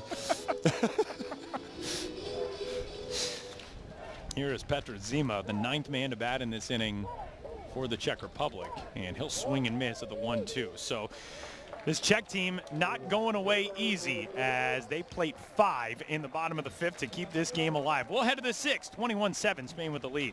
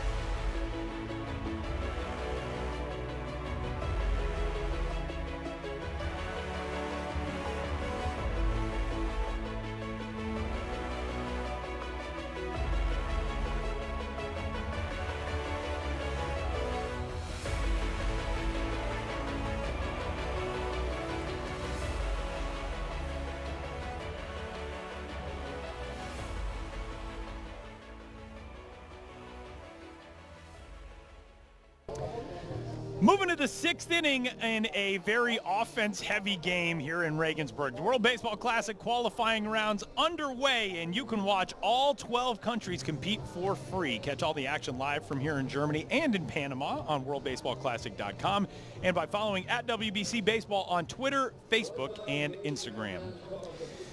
Back in our broadcast booth at Armin Wolf Arena, Tyler Maughan, Ryan Roland Smith, a 21-7 lead for Spain. A lot of our American viewers waking up on a college football Saturday, and they've got a football score here for this 3rd game of the WBC qualifier. Daniel Jimenez will lead things off, a pinch hitter here for Spain. And on the mound for the Czech Republic, Lucas Hluf, who came on last inning. And Ryan, we've talked about a whole bunch of angles as they pertain to, is that ball knocked down over at first, and the flip to the covering pitcher is out number one. And we've talked a lot about various things as they pertain to the national teams and, you know, the federations, the visibility, the funding, all that. The World Baseball Classic also puts a lot of players on the map, guys who we have not necessarily seen before, or guys who are, you know, looking to resurrect their careers in some way. There's a lot of really good stories that come out in that way too. Yeah, there really is. And, you know, looking back over the years, obviously Team Japan, who they take the World Baseball Classic from day one very seriously. I mean, there's so much national pride. I mean, put it this way. I was teammates with Ichiro Suzuki in 2009. He started spring training. He left to go be the captain of that Team Samurai for that World Baseball Classic. He came back, and it was the first time he ever started the season on the IL because he had a stomach ulcer from stress. Right. He was so stressed out. I'll never forget, he got back to spring training, and there he is. We're all excited to see him back, and, you know, congratulations, everything. They won it that year. And he's laying in the locker, and he just laid there under a towel. Like, is he okay? He just couldn't come out. He couldn't get up. He was so stressed out. He had this stomach ulcer, and he was dealing with just from all the stress and his blood pressure and everything from, you know, he heading that you know, Team Japan, because it means so much. And with that team as well, I mean, some of the guys who we've seen for the first time ever, you know, Hugh Darvish being one of them, how electric he was pitching for Team Japan before he ever stepped foot in the big leagues. You know, Daisuke Matsuzaka, another guy. I got a chance to watch him. He pitched against us in the Olympics in 2004 in the in the semifinal to get to the gold medal game. And, you know, guys that you simply just don't see how electric they are. Tanaka, another guy. Right. You know?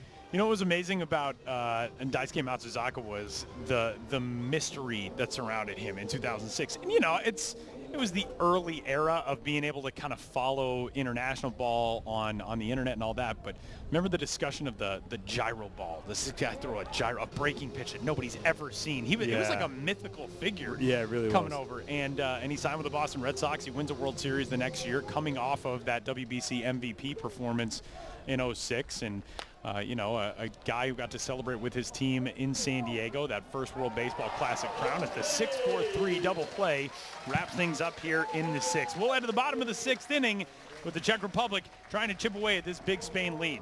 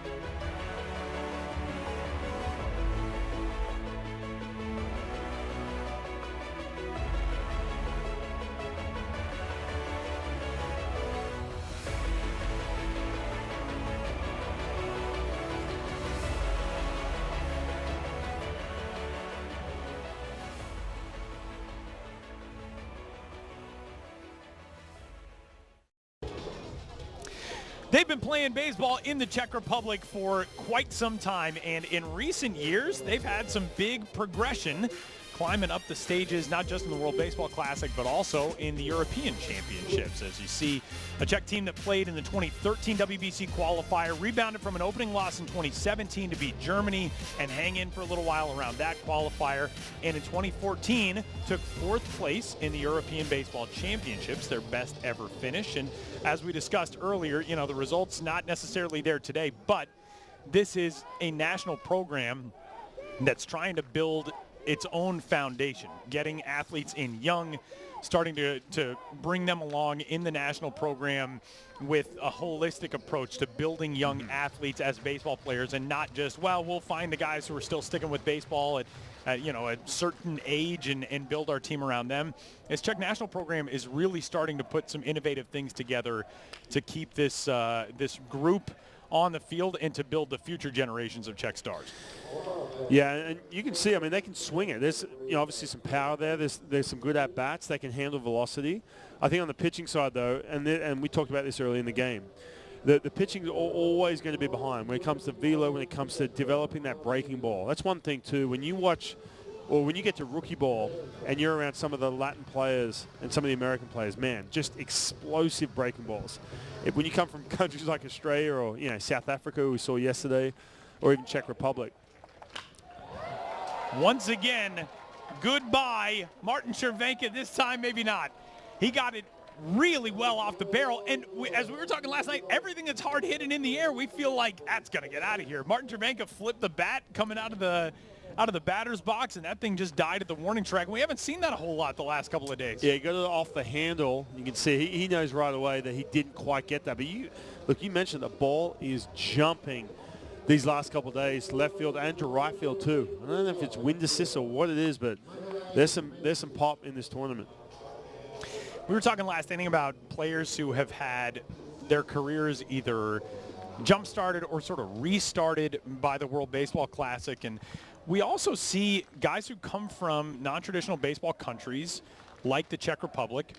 They get exposure to high-level competition that they don't ordinarily see. And for the countries that send players and teams off to even the youth level World Cups, whether it's, you know, U18s or U15s or whatever it is, the progression from day one of those World Cups to the end of those World Cups is always stunning to me. You'll see South Africa or, you know, France in the case of U15s a couple weeks ago, because once they see how good these other teams are and they get to adjust to that over the span of a week or 10 days, they're there. They're just as good. That's a great point, man. I've seen that. And I've taken teams away from Australia, young teams especially, and man, they pick it up quick as far as the speed of the game, you know, recognizing that slider that could be. It doesn't matter if they're, you know, 16 years old or they're 26 years old. All of a sudden, you know, they pick up. It's just a matter. You just have to be surrounded by that level on a consistent basis, and you just can't because, like you said, you're coming from a non-traditional baseball country. Grounder left side and through for Martin Mujic, who went yard his last time up, and so he's aboard. And this inning continues as Menchik able to make it first to third. Czech Republic making a little bit of noise here. And, you know, this Czech team may not win this game, but like you said, this offense is showcasing that when they move on to the losers bracket, they're going to be going there with some momentum. Yeah, exactly. And just a little bit of the feeling of, you know what, all right, yeah, we can swing it. We can hang with this team. And then laced out to short by Dubovy, and Noelvi Marte is there to make the grab. So that'll wrap things up in the bottom of the sixth. We will head to the seventh as Spain will get another shot at a run rule victory. 21-7 is our score through 6.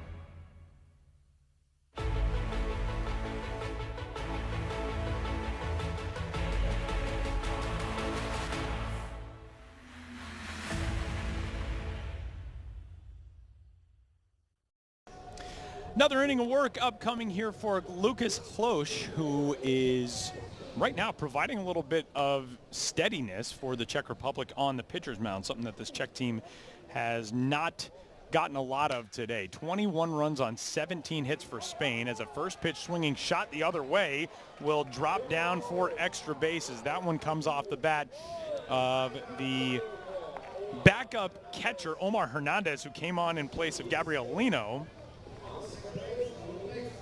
So Hernandez kicks things off with a base hit. And nice little Oscar Angulo. Oppo double right here. Pitch down and away. Bouncing to the wall. Spain just continue the offense.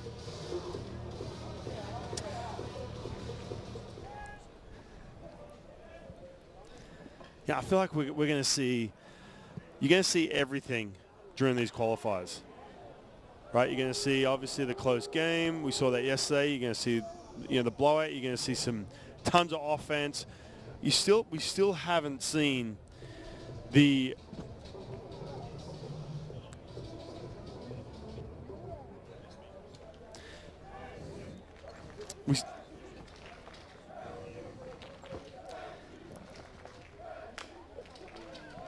That just ruined your whole train of thought. Yeah, you did. I got very interrupted there by some noise that I'm sure you couldn't hear at home.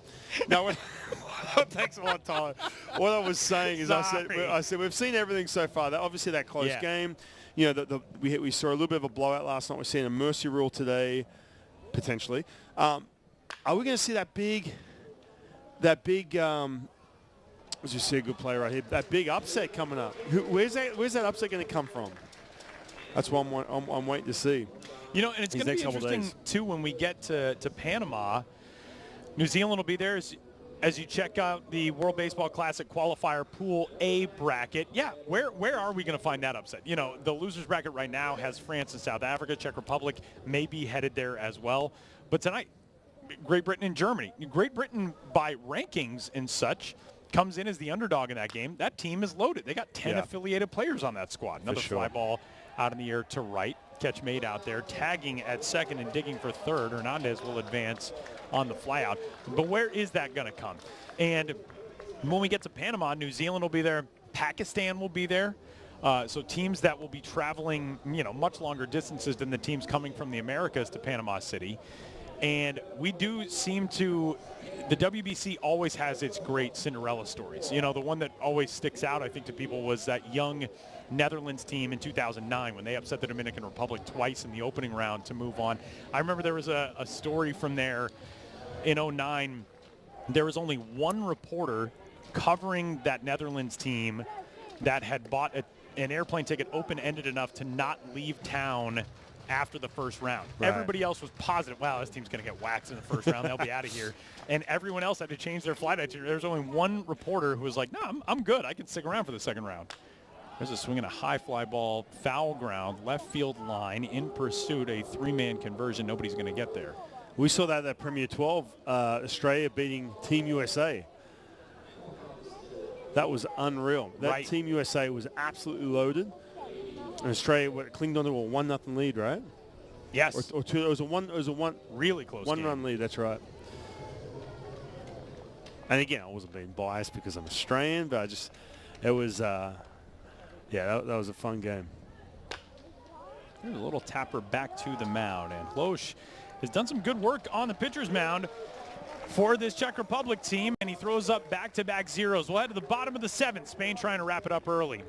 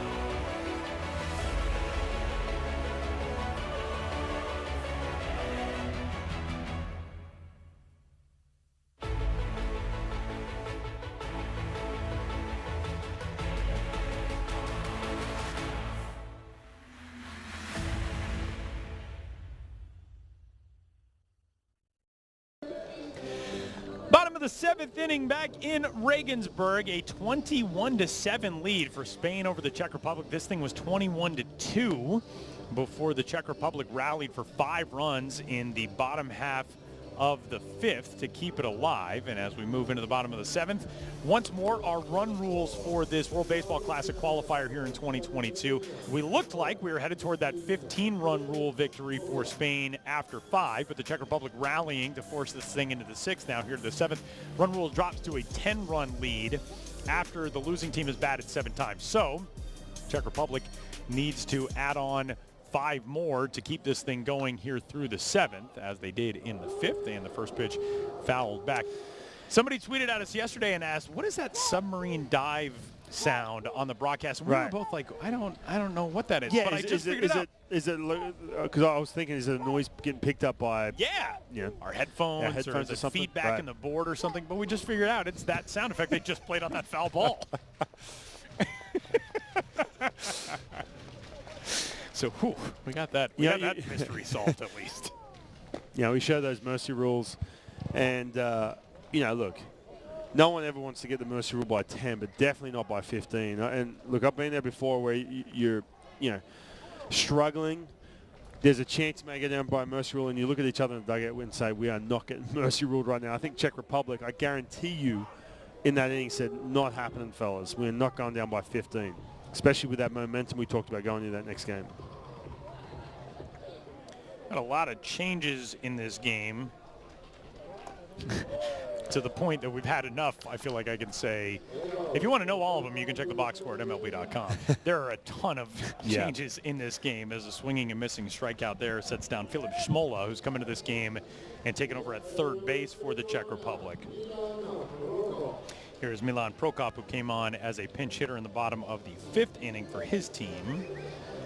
But 1 gone, so Spain now 2 outs away from putting itself in line to potentially qualify for the main World Baseball Classic tournament with 1 more win coming out of this game. Spain will move on to Tuesday's game number 8 against the winner of tonight's matchup. And whoever wins that game is on to March. And for the Czech Republic, along with France and South Africa, it's on to the losers bracket. And you have to go through the back door to try to get in to the main tournament. But still a possibility exists, and that's the important thing. 1 ball and 2 strikes now on Prokop. It's a great format, too. When you look at the way it's going to set out, you look at that last day and think, well, that's kind of like your final where both teams are going to go, but they're just going to.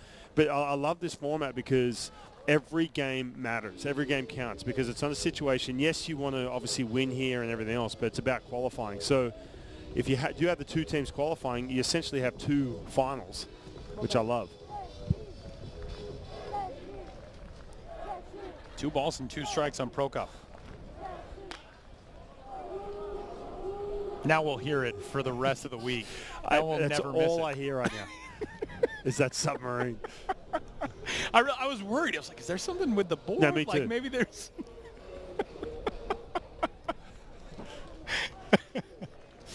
Here's the 2-2 pitch on the way.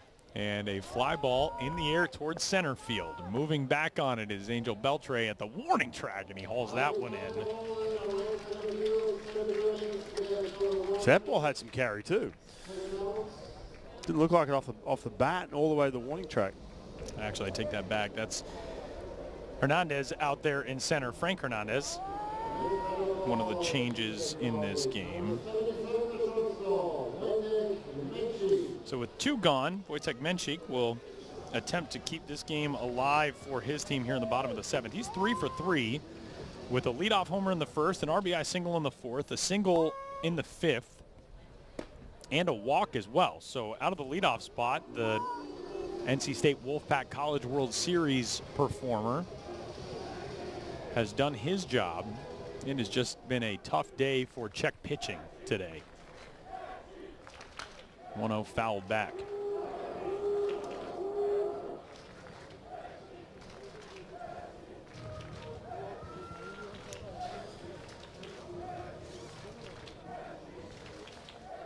I love that Czech supporters group on the first base side has not quieted down. That team has had its struggles today, but man, it means a lot. And we talked about this with some of the guys yesterday from that South Africa team. What does it mean as you see them above that dugout over at first base? What does it mean to have people here, you know, wrapping themselves in your flag, cheering for you, chanting your names, all that? And it's something that the World Baseball Classic provides and that international sports provide that is so different from anything else, as the 3 unassisted ground out will wrap this thing up.